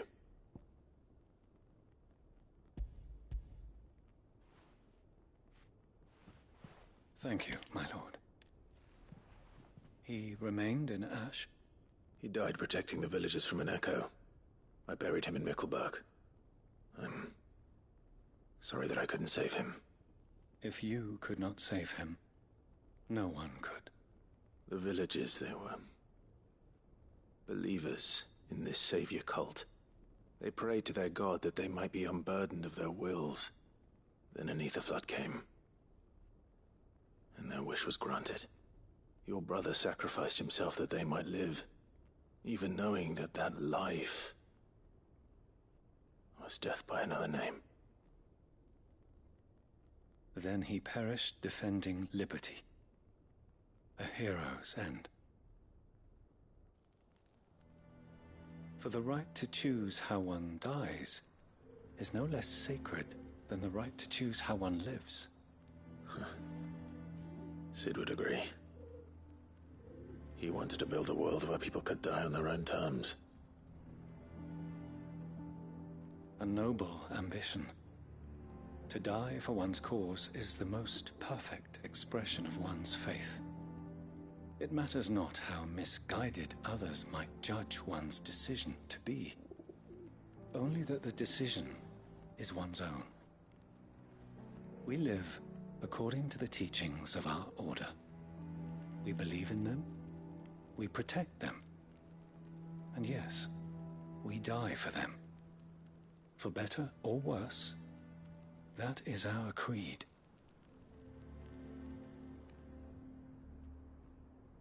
But he didn't die for your creed.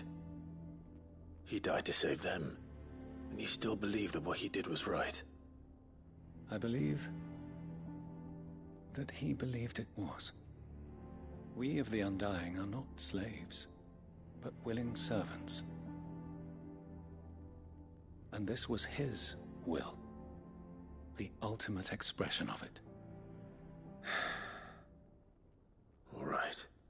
I'd like to know this man's name, Cyril. To know the names of all the Undying who've fallen in the line of duty. They died serving my house. It's only right that I remember them. That is my duty. Of course. I shall fetch the Book of Martyrs at once. My lord, it has been, and shall ever be, the greatest honor of my life to serve House Rosfield. Though our duties may differ, yours is no less important. I pray with all my heart for your success. And were they here, I have no doubt but that every one of my fallen brothers and sisters would feel the same.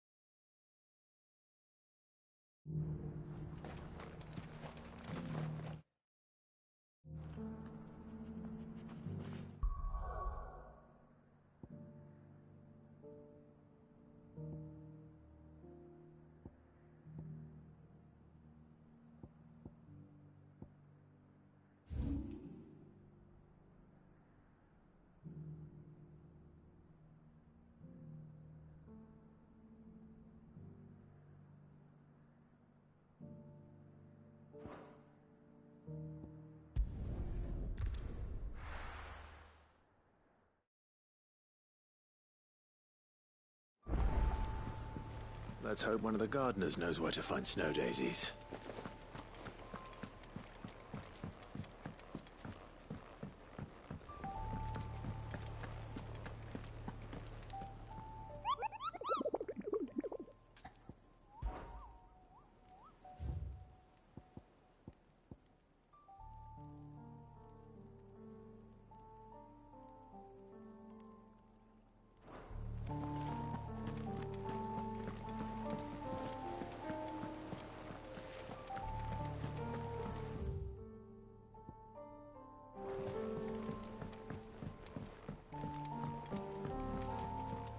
There's something about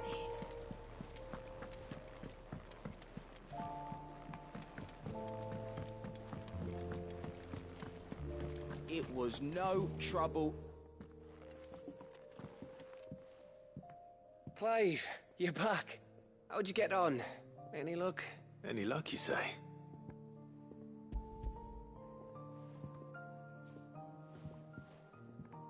Crystal's crack. Is this what I think it is? Where in the hell did you find it? It's a long story.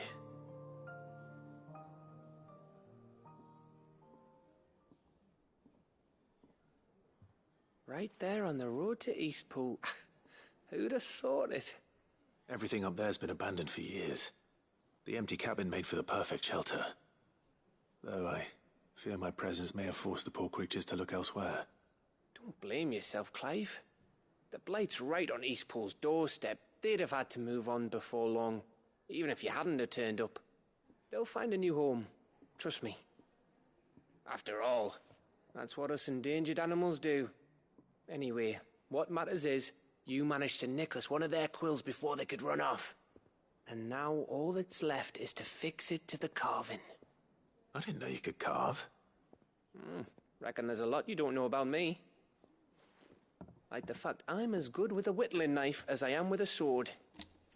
And that bone Ember gave me's a dream to work with. What did you say it was from again? An Avis? But it weren't your Avis, Sid. I slew one of my own at last. So all those long nights in the pit finally bore fruit. I'm proud of you, Ember. Don't speak too soon. I ain't done my trial yet. There we go.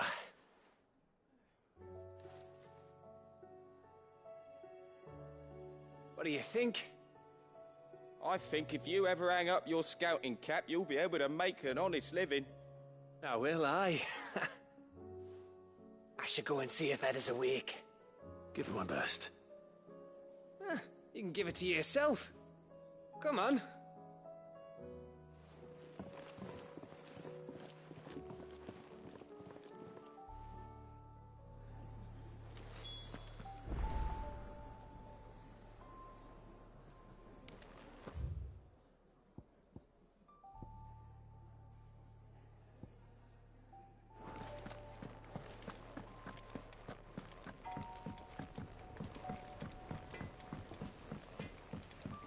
Say what you will, Lady Karen has seen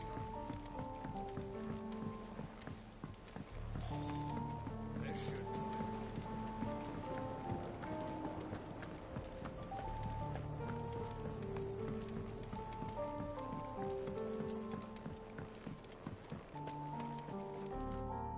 Oh. What brings you down from the heavens, Sid? I need your advice. Joshua and I are looking for a place where snow daisies grow. Snow daisies. Then you'll want somewhere not too hot and not too cold. And where the winds are strong enough to carry the seeds. I reckon Man's Hill would be a good place to start. There in the Royal Meadows, perhaps? Both have similar climbs and the right elevation. If the Blight hasn't claimed them yet. Right. Did you learn where we might find our flowers? The gardener here mentioned the Royal Meadows in December. The fields beyond Northreach. Well, if that's the case, then Yote was right. I recalled that she kept a record of our travels, you see. So I asked her if she'd perhaps noted anywhere that snow daisies grew, and she mentioned Oilerfeist Bay. Whose shores border the meadows. Off we go then.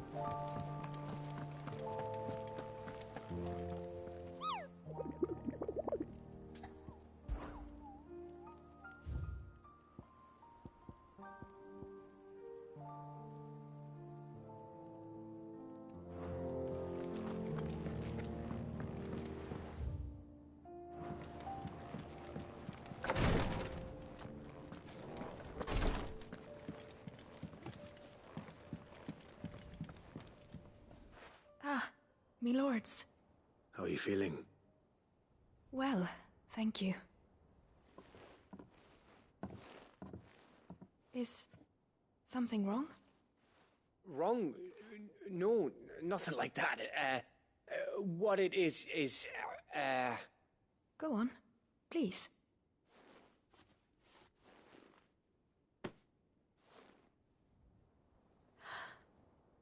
It's beautiful.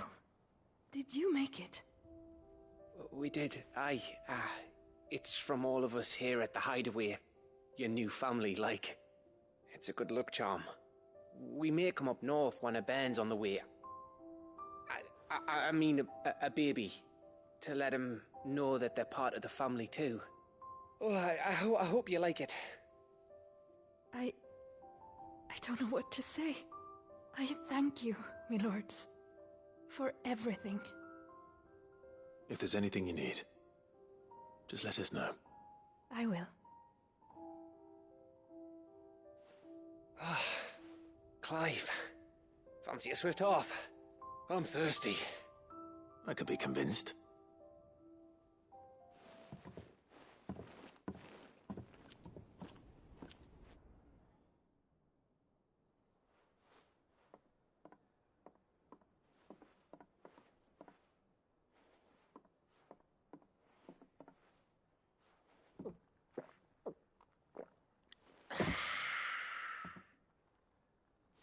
Don't you think you've had enough? Oh, we're celebrating. I'm gonna be a father. I think Edda might have something to say about that. You know what I mean. Bit of light in these dark times.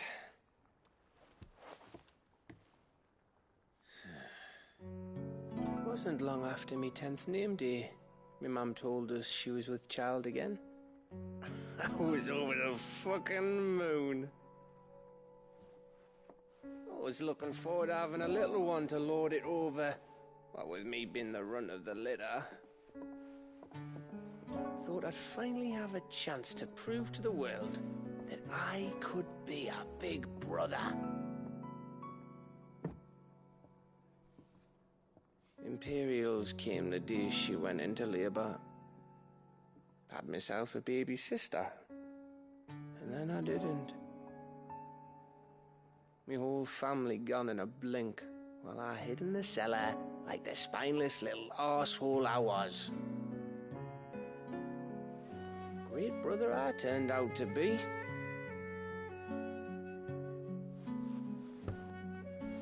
I'll never be a leader. And I'll never be a hero. I'm just a daft little dog who comes running when his master calls. I'll never be like you, or Sid, or Jill, or even Torgal. Have you finished? Maybe.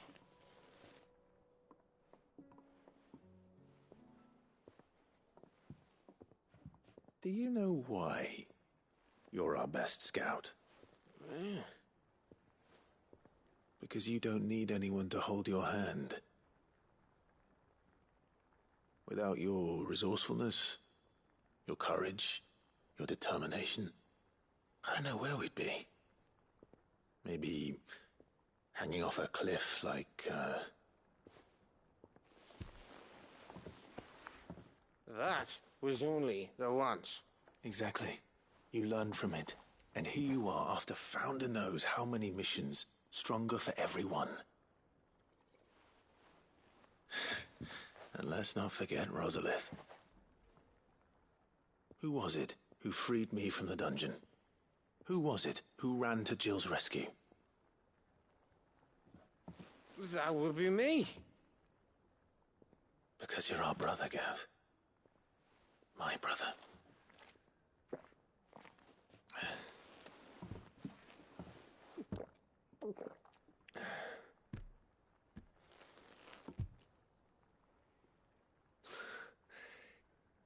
Your brother.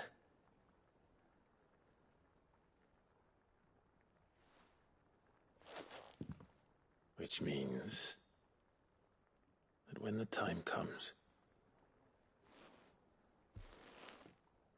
I get your room.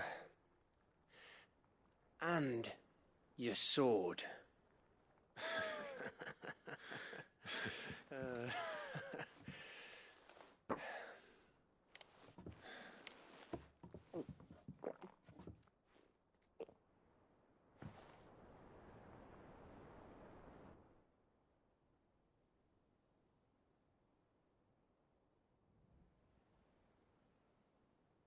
I may have had one too many.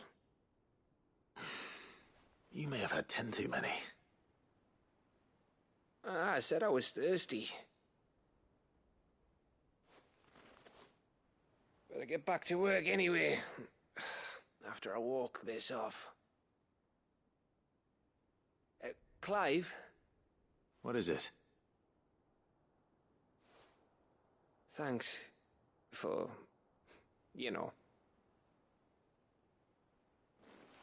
I know.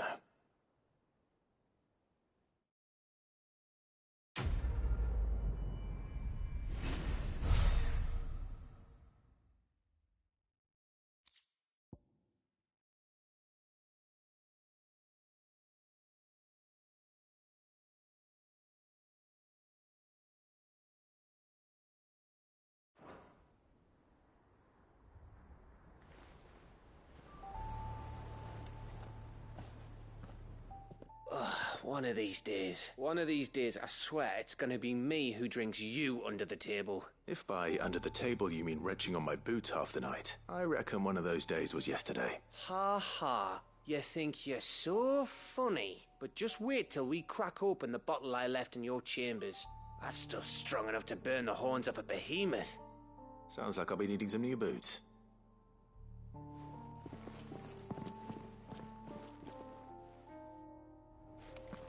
Do you think they'll come back?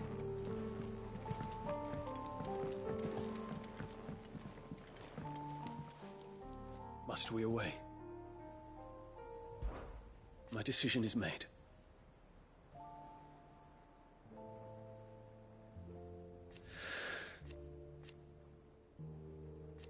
You said it yourself. He must. He must. The time is nigh, Ifrit.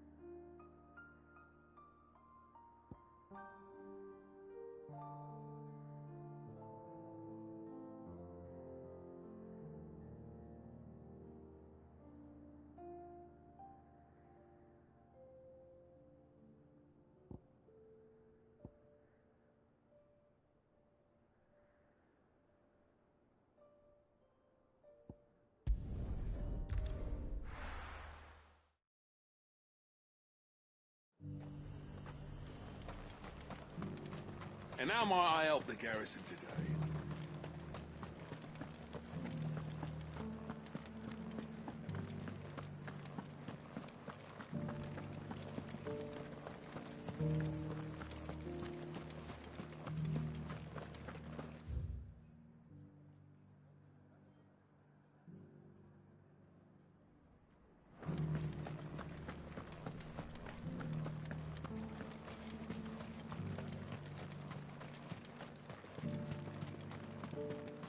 The Duke has pledged to work with the people of Northreach to rebuild the Empire. Better late than never.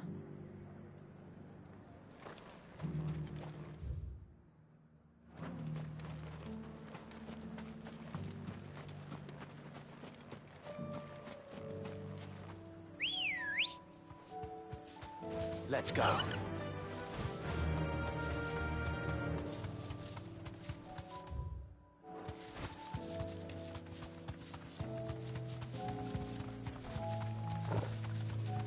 The meadows are vast. Where do we even start? Yote mentioned the coastline. We can start there.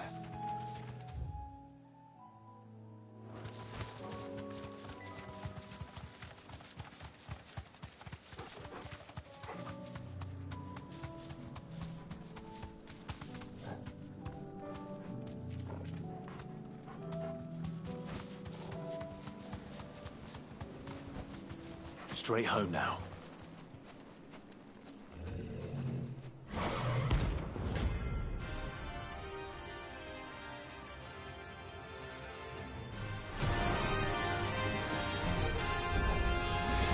Not another one.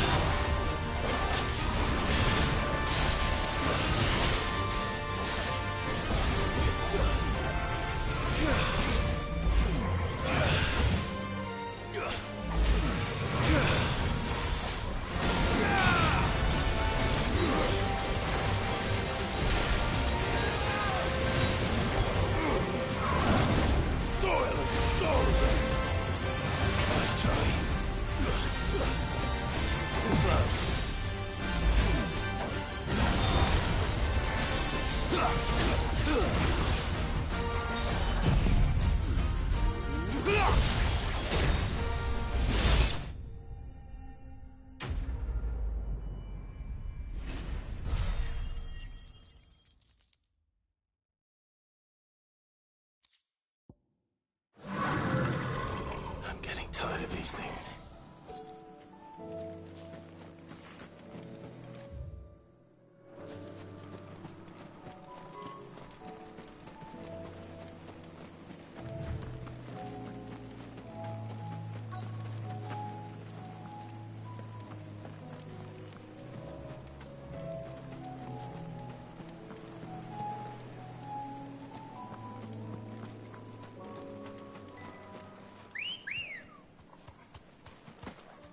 Good girl.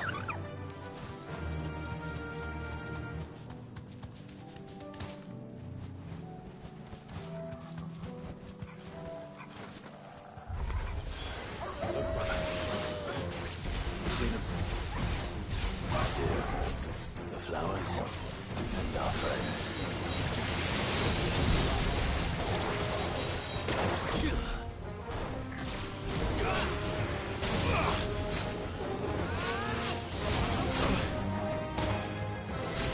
Thanks, boy.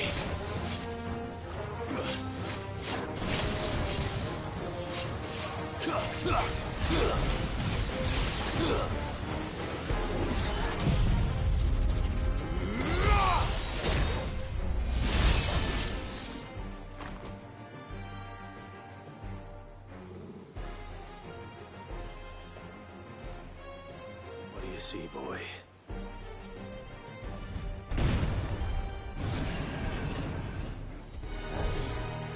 Let's hope this is the last one. Only one way to find out.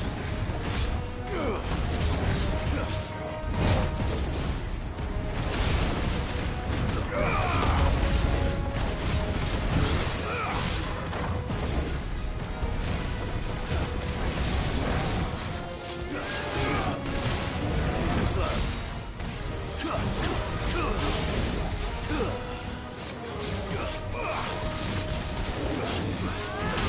Let's try.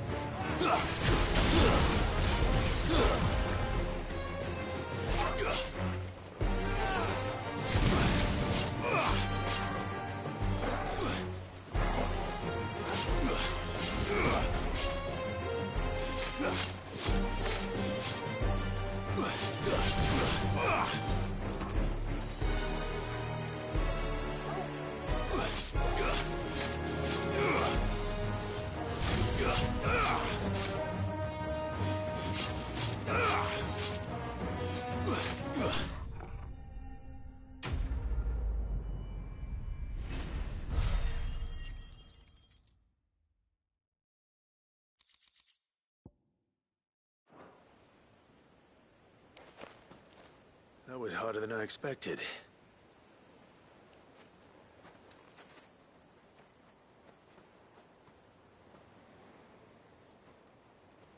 But Founder, it was worth it. They're beautiful. Do you think Jill will like them? She'll love them. Come on. Let's go.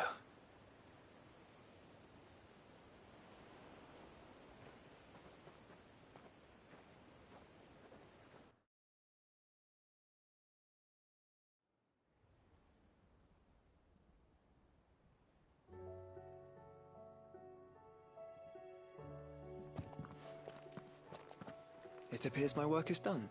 The rest, as they say, is up to you. Well, you and the skies. We wouldn't want another thunderstorm now, would we?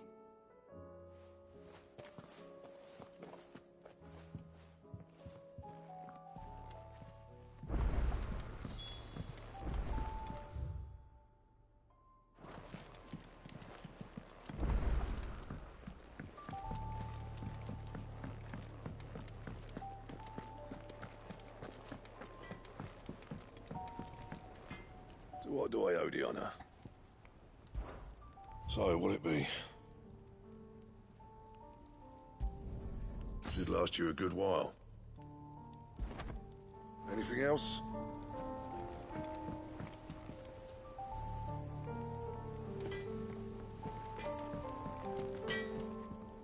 Yeah. So, what'll it be?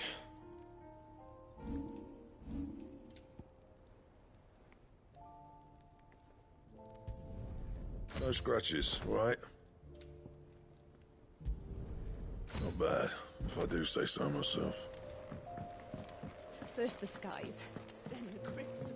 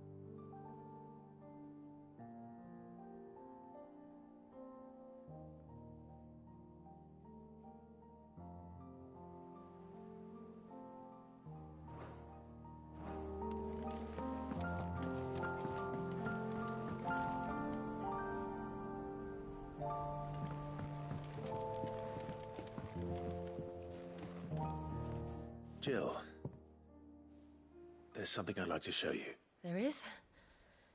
And where might this something be? It's, not here. Now, I know this is sudden, but how would you fancy a trip to Oriflamme?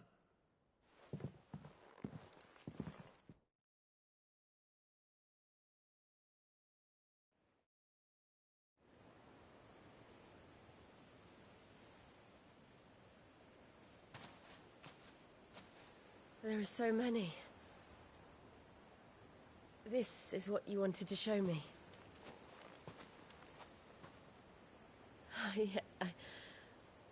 I don't know what to say. You don't need to say anything. The smile on your face is enough. We've been worried about you, Joshua and I. Do you remember when I took you to Man's Hill? Or tried to? How could I forget? You saw me crying and thought a change of scenery might lift my spirits. In the end, it earned me a nasty cough and a stern scolding from your mother. But I felt wonderful nonetheless. I'm sorry. I had no idea what I was getting us both into. But I couldn't bear to see you like that. Before we left, my chambermaid told me she'd overheard your mother talking about my marriage prospects with some of the noblewomen at court. They were debating whether it would be more profitable to marry me off to one of the high houses instead of saving me for the ducal line. No one thought to ask me what I wanted. I was nothing to them. A pawn at best. I felt so trapped. So lonely. I didn't know. But I wasn't alone. You were there. Your hand in mine as we ran for those oaks. And I knew then, no matter what happened, I would be all right. I'll never forget that feeling.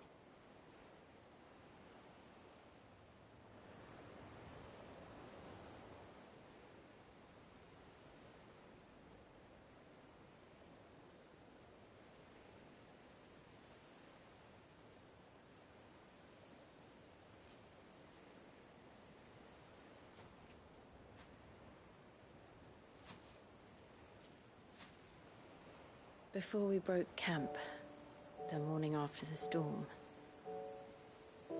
do you know what I did? No? What? I slipped away from my governess to climb the tor. And from there I saw a sea of petals, all reaching for the sun. And I realized No matter how terrible the night, dawn would always come.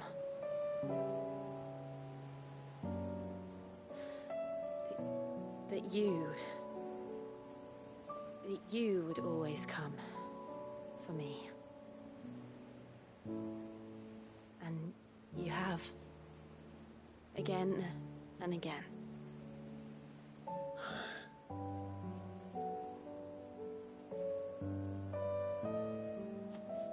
Where do you see us? When all this is over?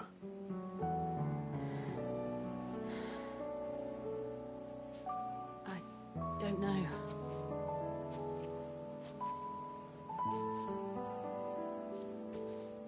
Not here, though. I think I've outgrown the twins. After everything we've been through, the realm just seems so small.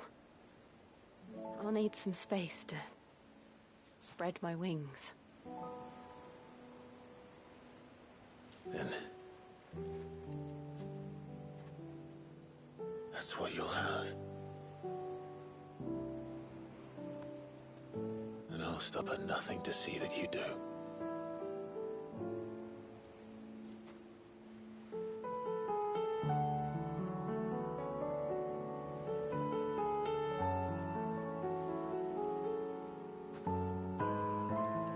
I never was much good at garlands, but it'll have to do. I'll treasure it forever. Thank you, Clive. For this, the flowers, for everything. It's exactly what I needed. You are my treasure.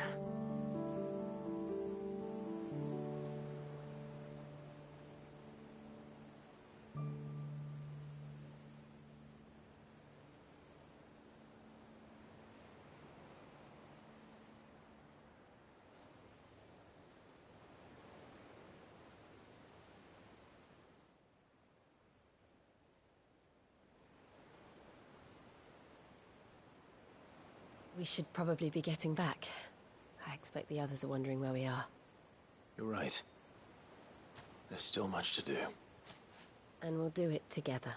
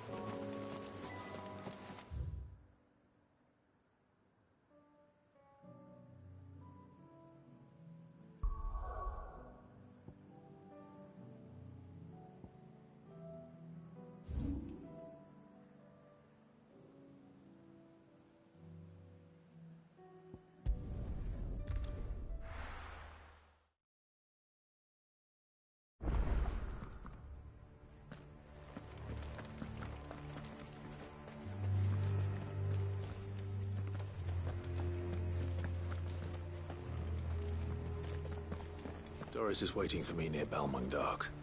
The longer she's out in the open, the more likely she is to be found by a Kashik. I need to hurry.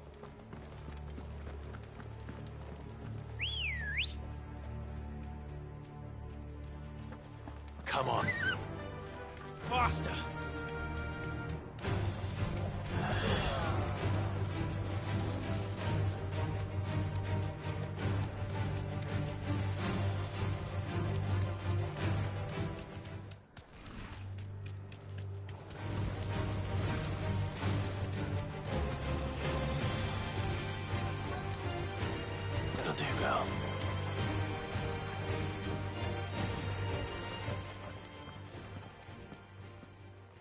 There were no guards, I take it? None manning the gates, no. It's a different story inside, though. The corridors are crawling with Akashic. Most likely guards left behind when the Wardens ran. If Chadwick was being held here, I worry that he may already be. Don't give up hope just yet, but let's move quickly. Let me check the ground floor. The ether stick is there. Then I'll search the upper level. Good luck, Sid. Stay safe.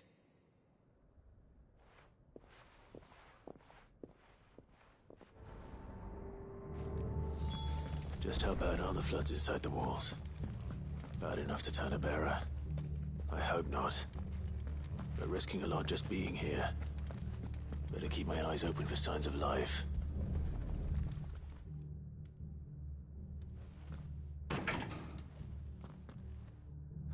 Locked up tight.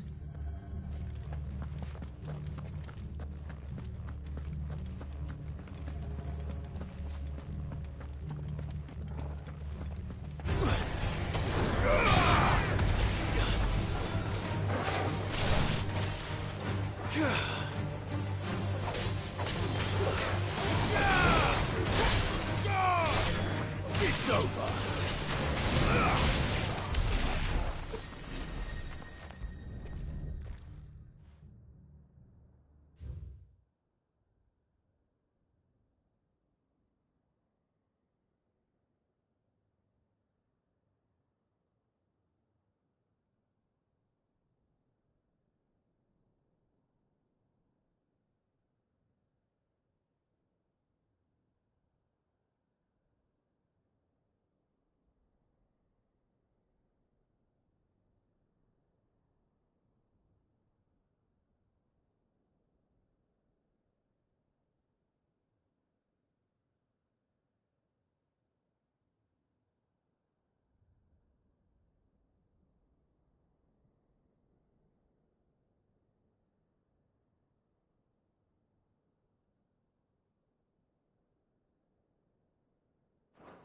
So this place was no ordinary prison. And I doubt they'll have taken the creature with them when they fled.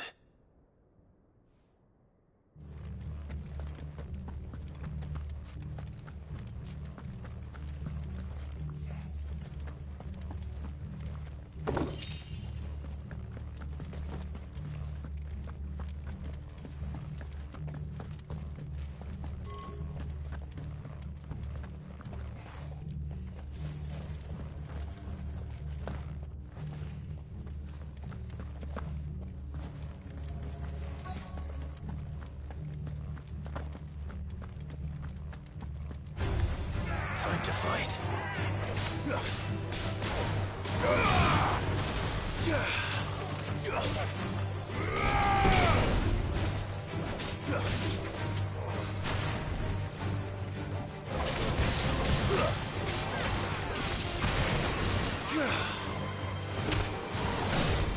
You're finished.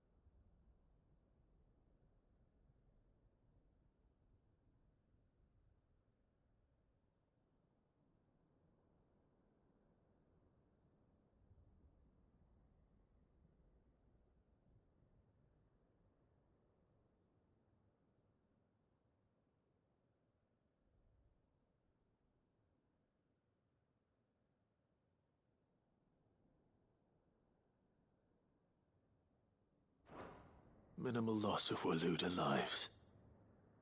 And what happens when they run out of bearers? Even the Imperials take better care of their branded than that.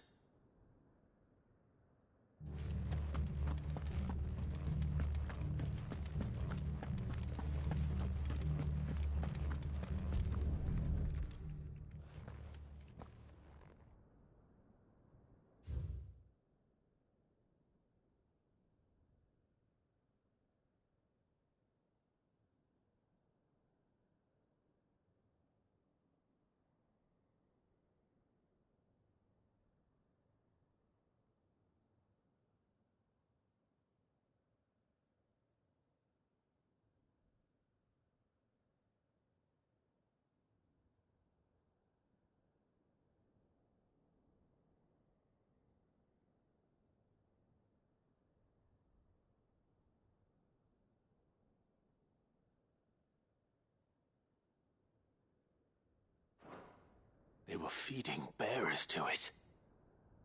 This is even worse than I'd feared. Nothing but a Akashic down here. Hopefully things are looking better upstairs. I should go and see how Doris is getting on.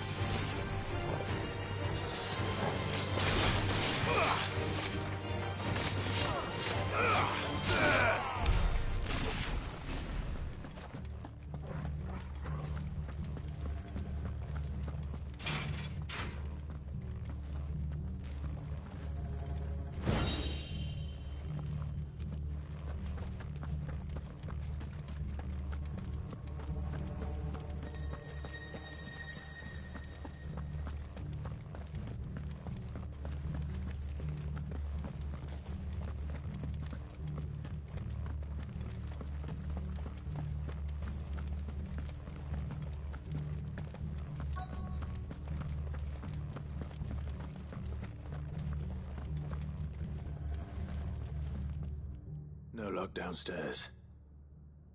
But I did find out that this place was more than just a prison. Something far more sinister was happening here. I know. I've been reading some of these documents and... it can't be true, can it? Bearers die every day in service of their masters, but this is so much worse. Pitting bearers against a wild beast armed with nothing but their wits? And all in order to bring about more death. And not just those who could fight, but the elderly, children even. And those who wouldn't or couldn't were disposed of. Whatever that means. I'm afraid it means they were fed to the monstrosity they kept here. Then we're too late. And I was a fool to bring you here. Don't say that. Did you find anything else? A key. But it doesn't fit any of the locks on this floor. Perhaps it will fit one of the doors downstairs. There's a corridor I haven't searched yet. Finish up here, then come and find me when you're ready. All right. I'll be there in a moment.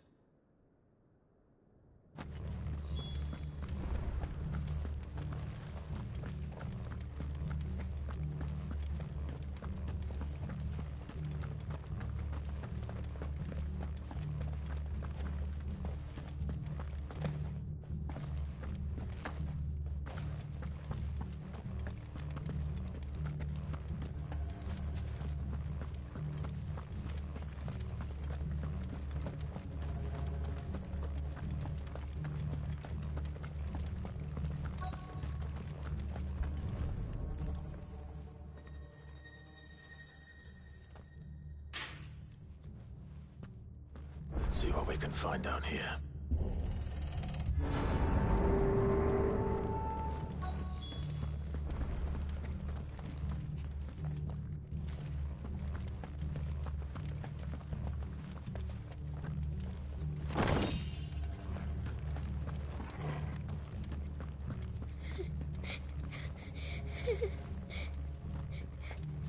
A survivor.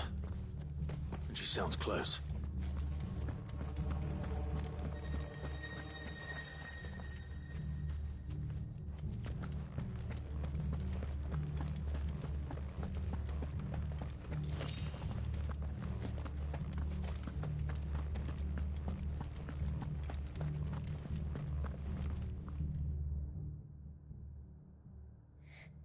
Who are you?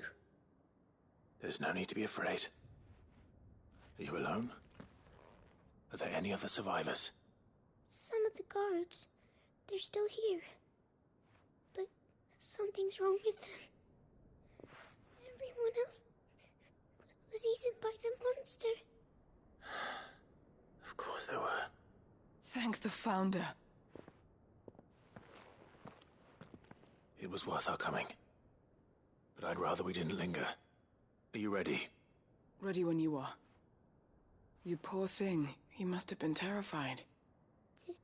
Did Chadwick send you? What? He fought the monster. Distracted it so I could run away. He must have sent you. He promised to free the others too. Where is he? He opened your cell, didn't he? He wouldn't be here otherwise. Chadwick.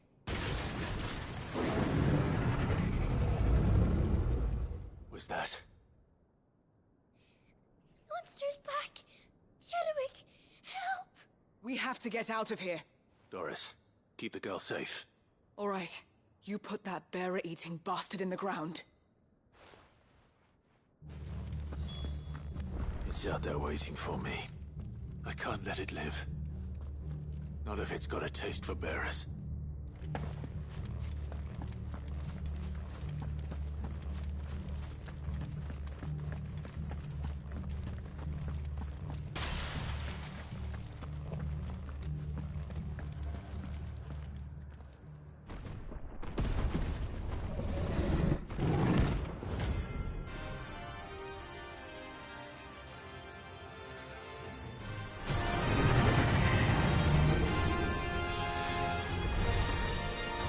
Will wreak havoc if it ever leaves the prison. I can't let that happen.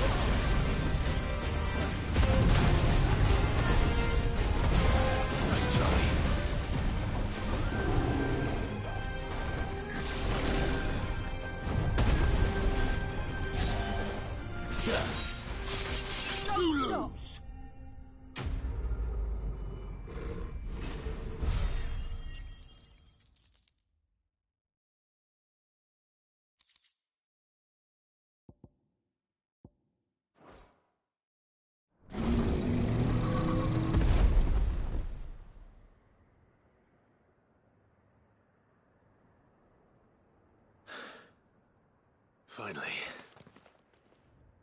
Sid, are you hurt? I'm fine. I think.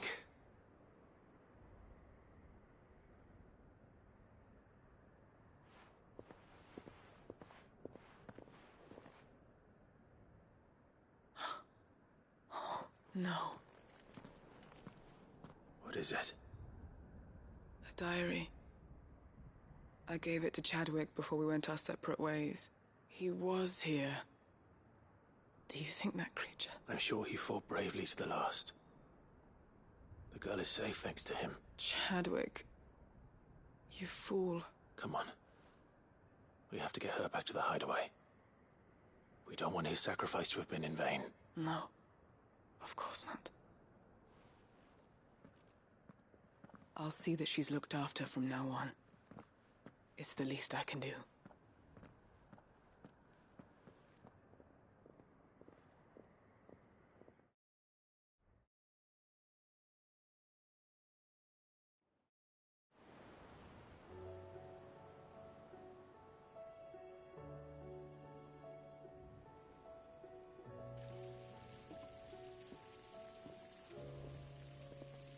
From what I hear, you've barely left the girl's side in days. I hope she's recovering from her ordeal. She is. Slowly but surely. She's far tougher than she looks. I thank the flames we found her. If we hadn't... I know. But we did. I'm sorry we weren't able to save Chadwick. There's no need to apologize. Without your help, I would never have found out what happened to him. How he fought to the bitter end to save her. To save Haida Marie. That's the man I remember. The man I thought of as a brother. I wish I could have met him. I'd like to hear more about your past. If you don't mind, that is. Of course. You already met my former master. She trained Chadwick and I to do two things. Kill and obey. We were supposed to be sold to the highest bidder when the time came. But no bid was ever high enough to convince her to part with us. For years we were her daggers in the shadows. But we could never quite shake our doubts about the things she made us do. And then, one day, we just couldn't do them anymore. So we escaped. But staying together was out of the question. They would have found us too easily. After so many years of training, the pull to serve was always strong. It scared me to think he might have taken another master, become a dagger in someone else's hand. But even in captivity, the battles he fought were his own. And he died not as someone's tool, but as a hero. Haida Marie is proof of that.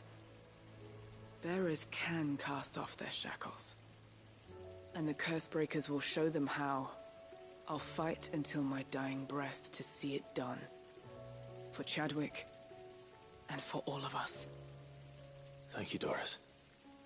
We'll be counting on you.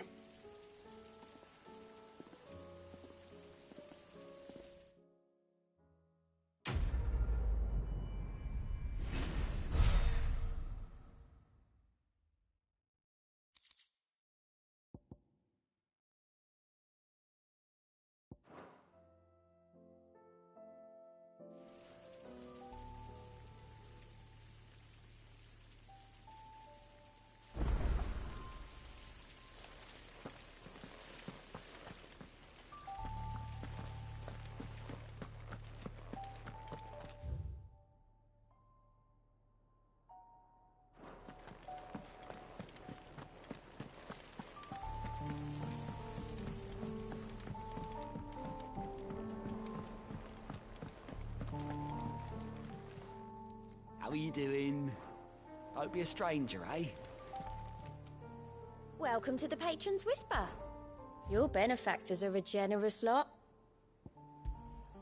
All yours.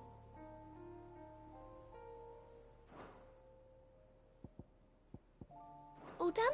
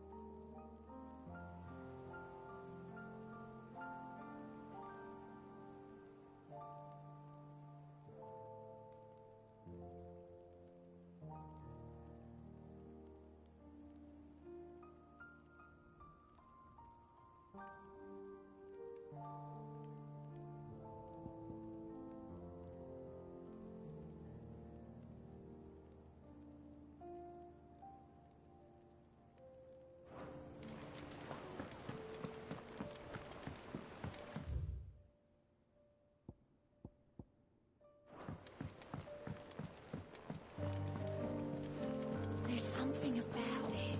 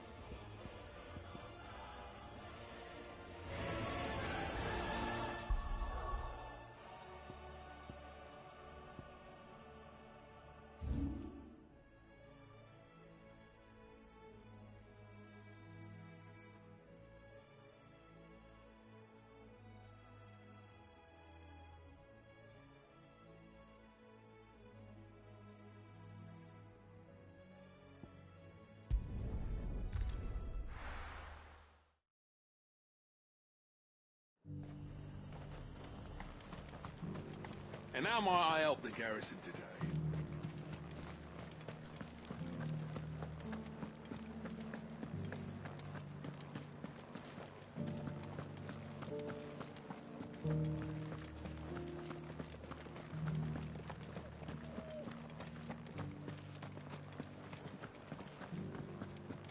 Haven't seen any of those beastly blue-eyed...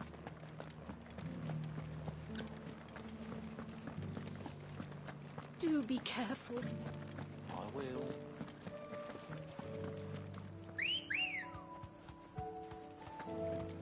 Come on. Yeah!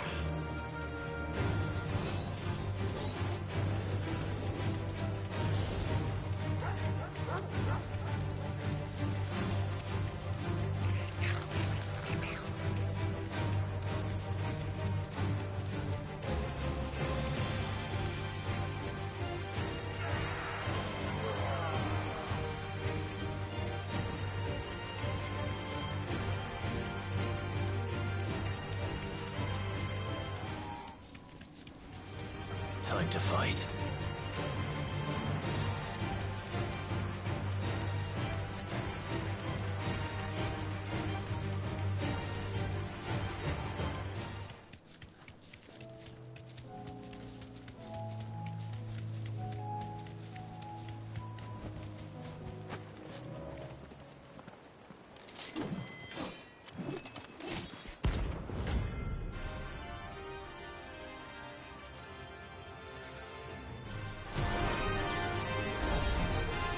You're the outlaw! The one who drove His Highness to madness! On your knees! What? He hasn't heard. And it doesn't look like he's willing to listen.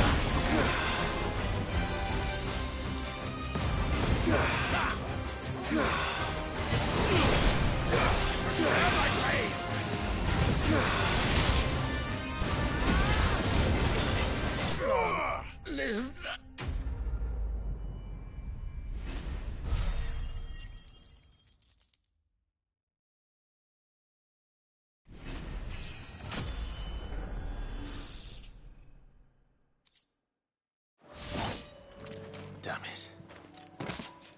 Dion would have been glad to have you back at his side.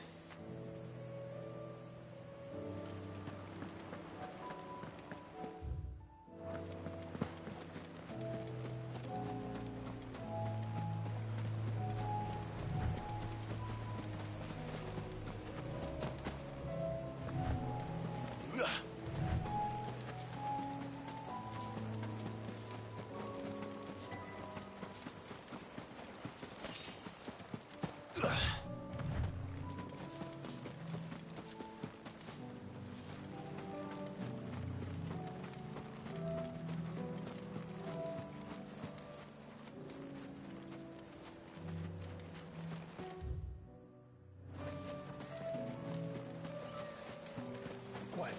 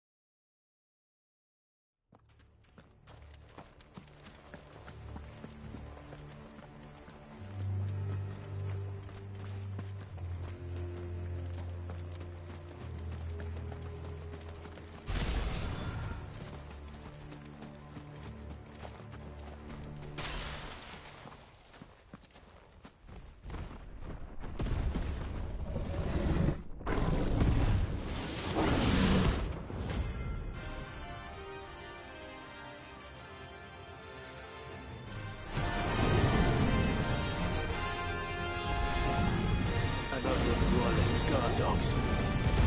Quite a specimen it is, too.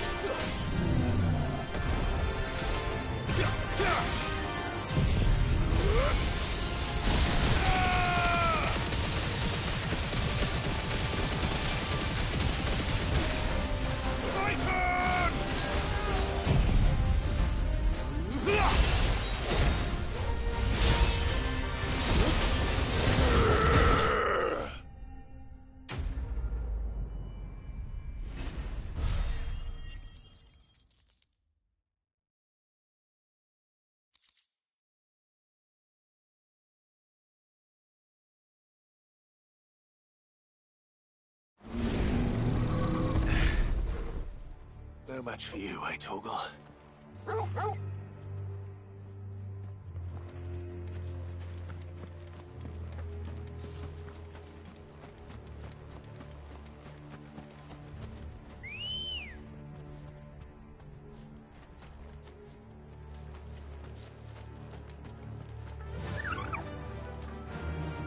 Goodbye, Ambrosia.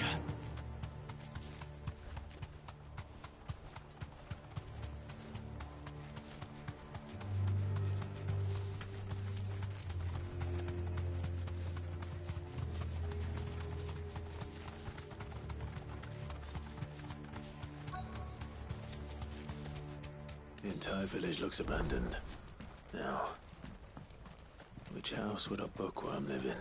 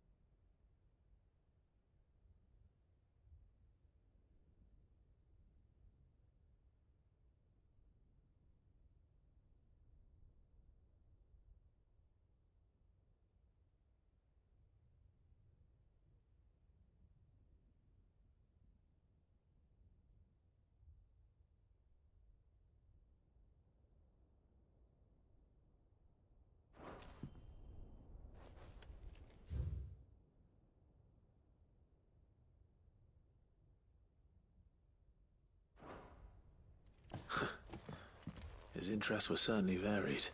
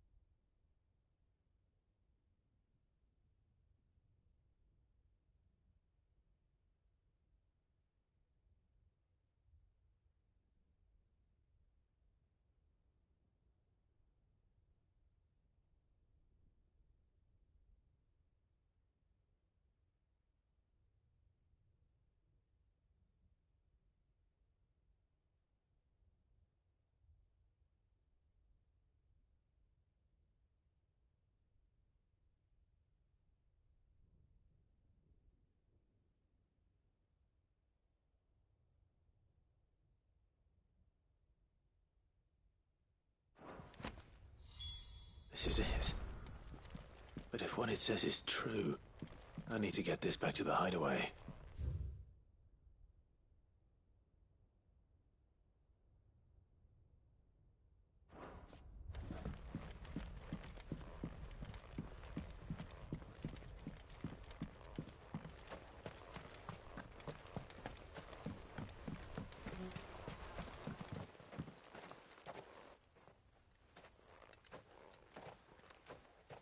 Leaving so soon, stranger?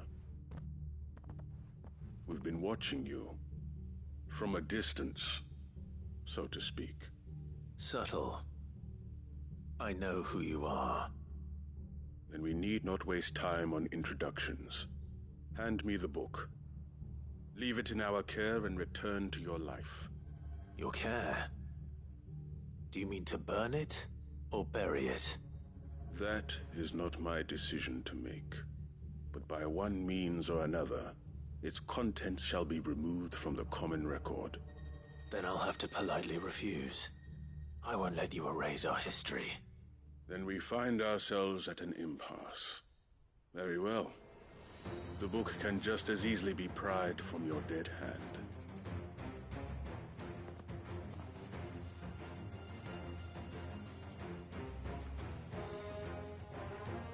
Let's see, shall we?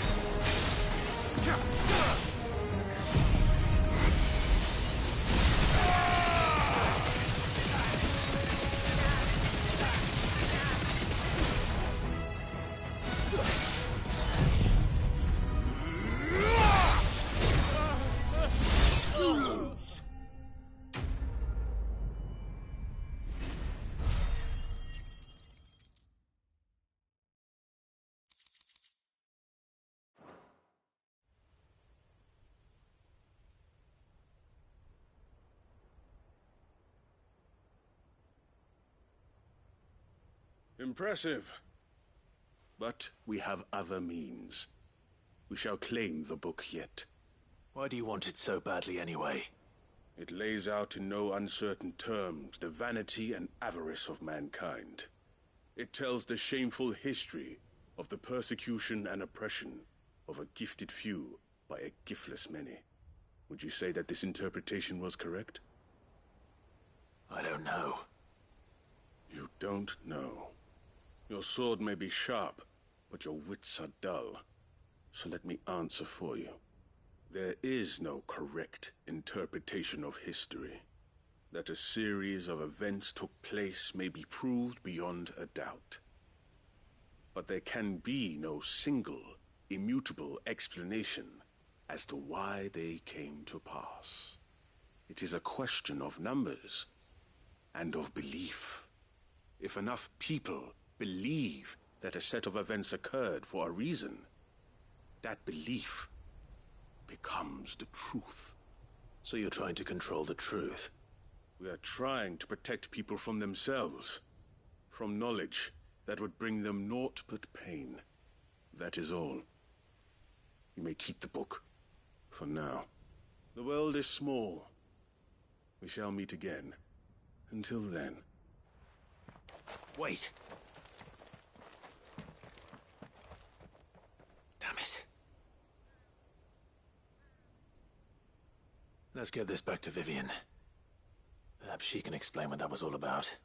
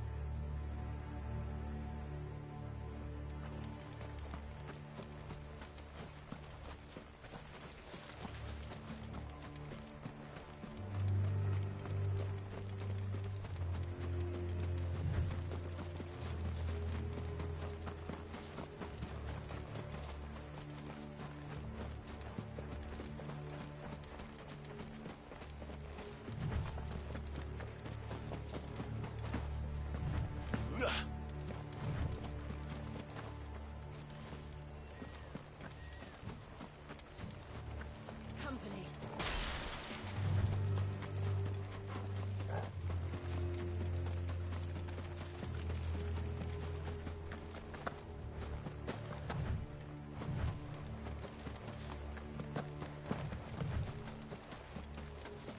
Have care.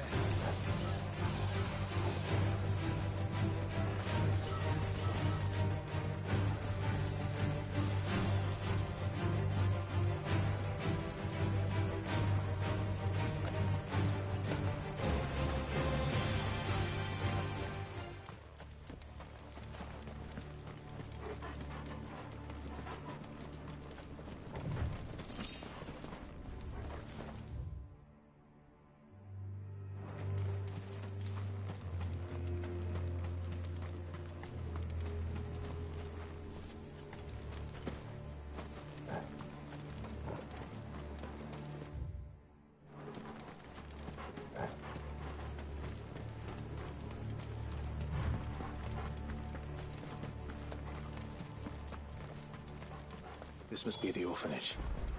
Hopefully the registry is still here.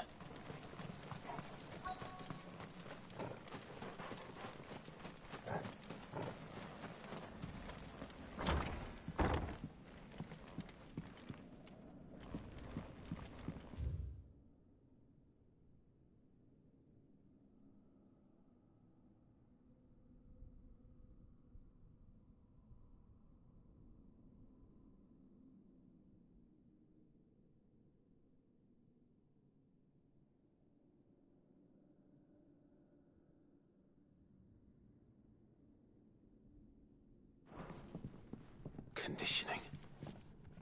This is nothing short of torture.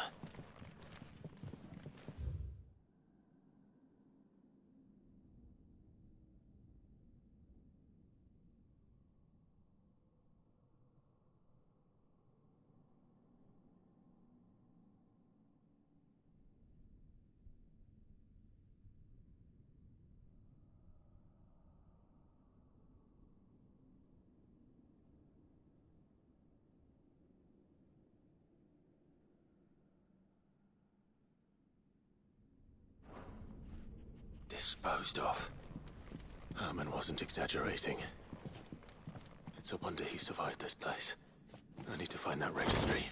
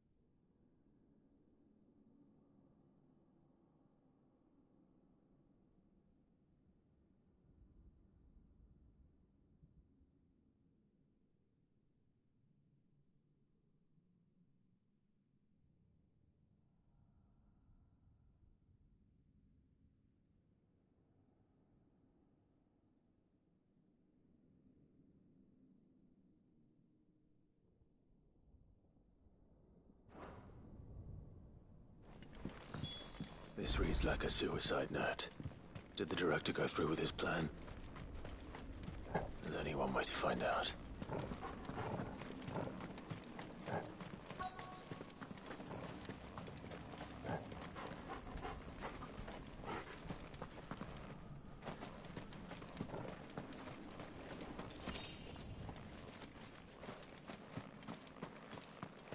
A forked white tree. This must be the place.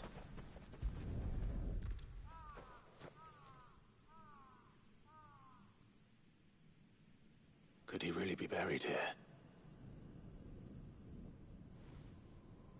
There's something hidden among the roots. Let's see.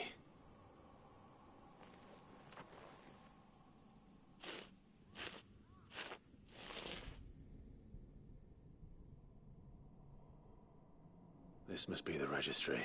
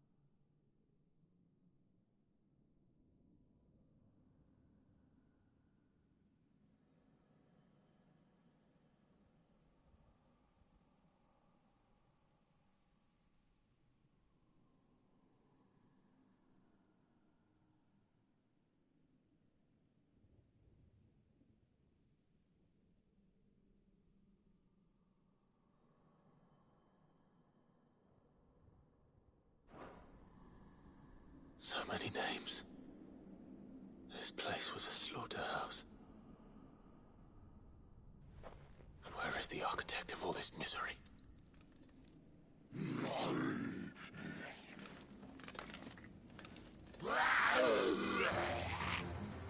It was only a matter of time, I suppose. This place is cursed.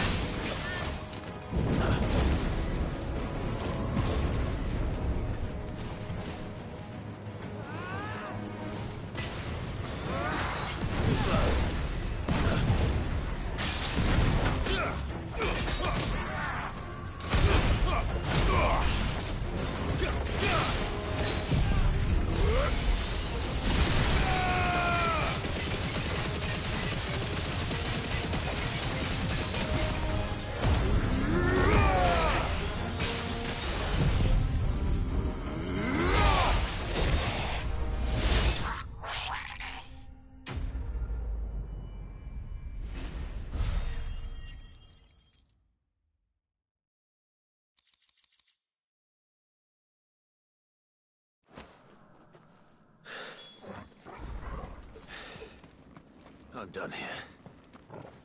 Let's get the registry back to Herman.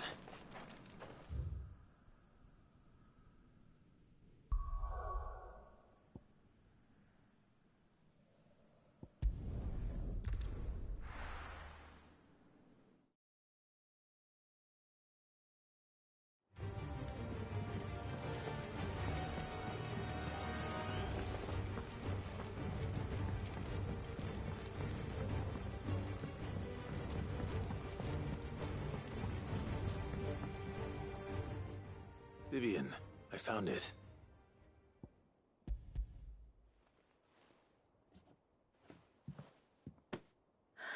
You found it.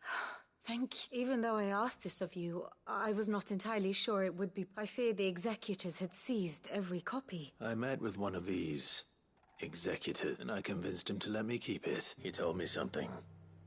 That the truth is just a matter of collective belief, and that if enough people believe a lie, that lie becomes the truth. It does. But it also means that the truth is not immutable. That it can be changed, provided that those who wish to change it can convince enough people that their perspective is the correct one. As the sad history of the Bearers prove. You said that the book inspired you to become a scholar. It did. Or its author, rather. She was a heretic, you see. A firebrand and a dissenter. A gallows stood ready for her in every corner of the realm. And by shunning society, or perhaps being shunned by it, she stumbled upon a truth so potent that an entire realm trembled at the prospect of its utterance. I, too, have always felt somehow set apart from the world of men. A stranger to my own species. She taught me that my solitude was not a curse, but a gift. And that, though my journey to the truth might be a lonely one, what I found at my destination would be more than worth the cost. Do you still feel that way? That you're not one of us? Honestly, I'm not entirely sure anymore. Since coming to the hideaway, I find my thinking somewhat clouded. Perhaps the result of studying mankind from a rather closer perspective than I had intended. But the more I study, the more I find value in this perspective. In looking not from the outside, but from within. So if you'll permit me, I'd like to continue my work here. Remember, Clive, when enough people believe, belief begets truth. Give the men and women of this benighted world the gift of truth. Make them believe in you, as I do. I'll try, Vivian. I'll try.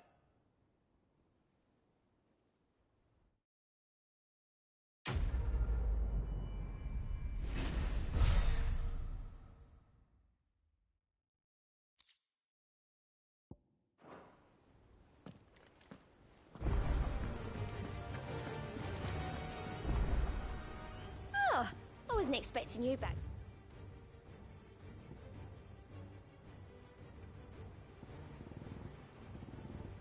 Come again. I may have more for you.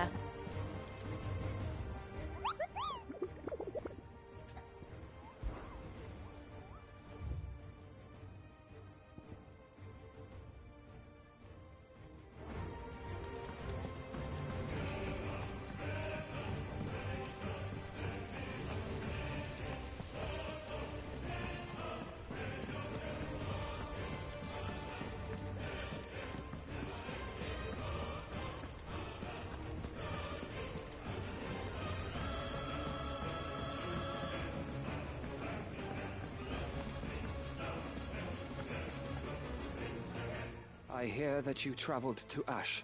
Sid, did you by any chance recover the names of my fallen friends? I did. Yes.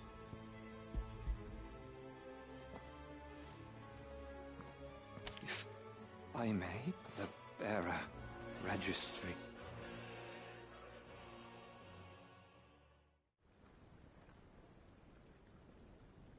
The director was a brutal man. He got no worse than he deserved. The registry was all I found beneath the tree. There was no sign of a body. or any record of what happened to the children after the orphanage closed. I pray that at least some of them survived. All their names are here. The ones we lost, my friends. My light in those dark times. I can still remember their faces. Like it was yesterday. Children who were taken from their bunks in the morning, never to return. No explanation ever offered. They'd be happy to know that you survived, Herman. But why did I make it out alive, when so many others died in that awful place? It's not your fault. And blaming yourself won't bring them back. Honor their memory. See that their names live on. That way, at least. They're never truly gone. Thank you. Sid, I'm going to write a book. An account of the horrors of Badbach, and the spirit of those its custodians sought to crush. All of Valisthea will know of our suffering, and in the name of those I lost, I will not let it happen again. Neither will I. These records would have been buried for all eternity, were it not for you. Thank you.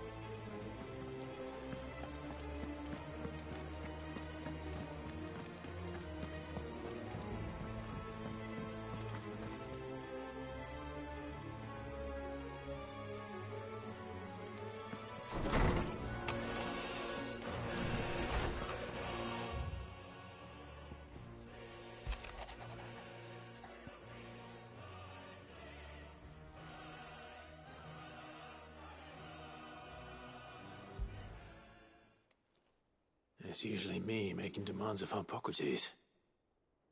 I wonder what this is about.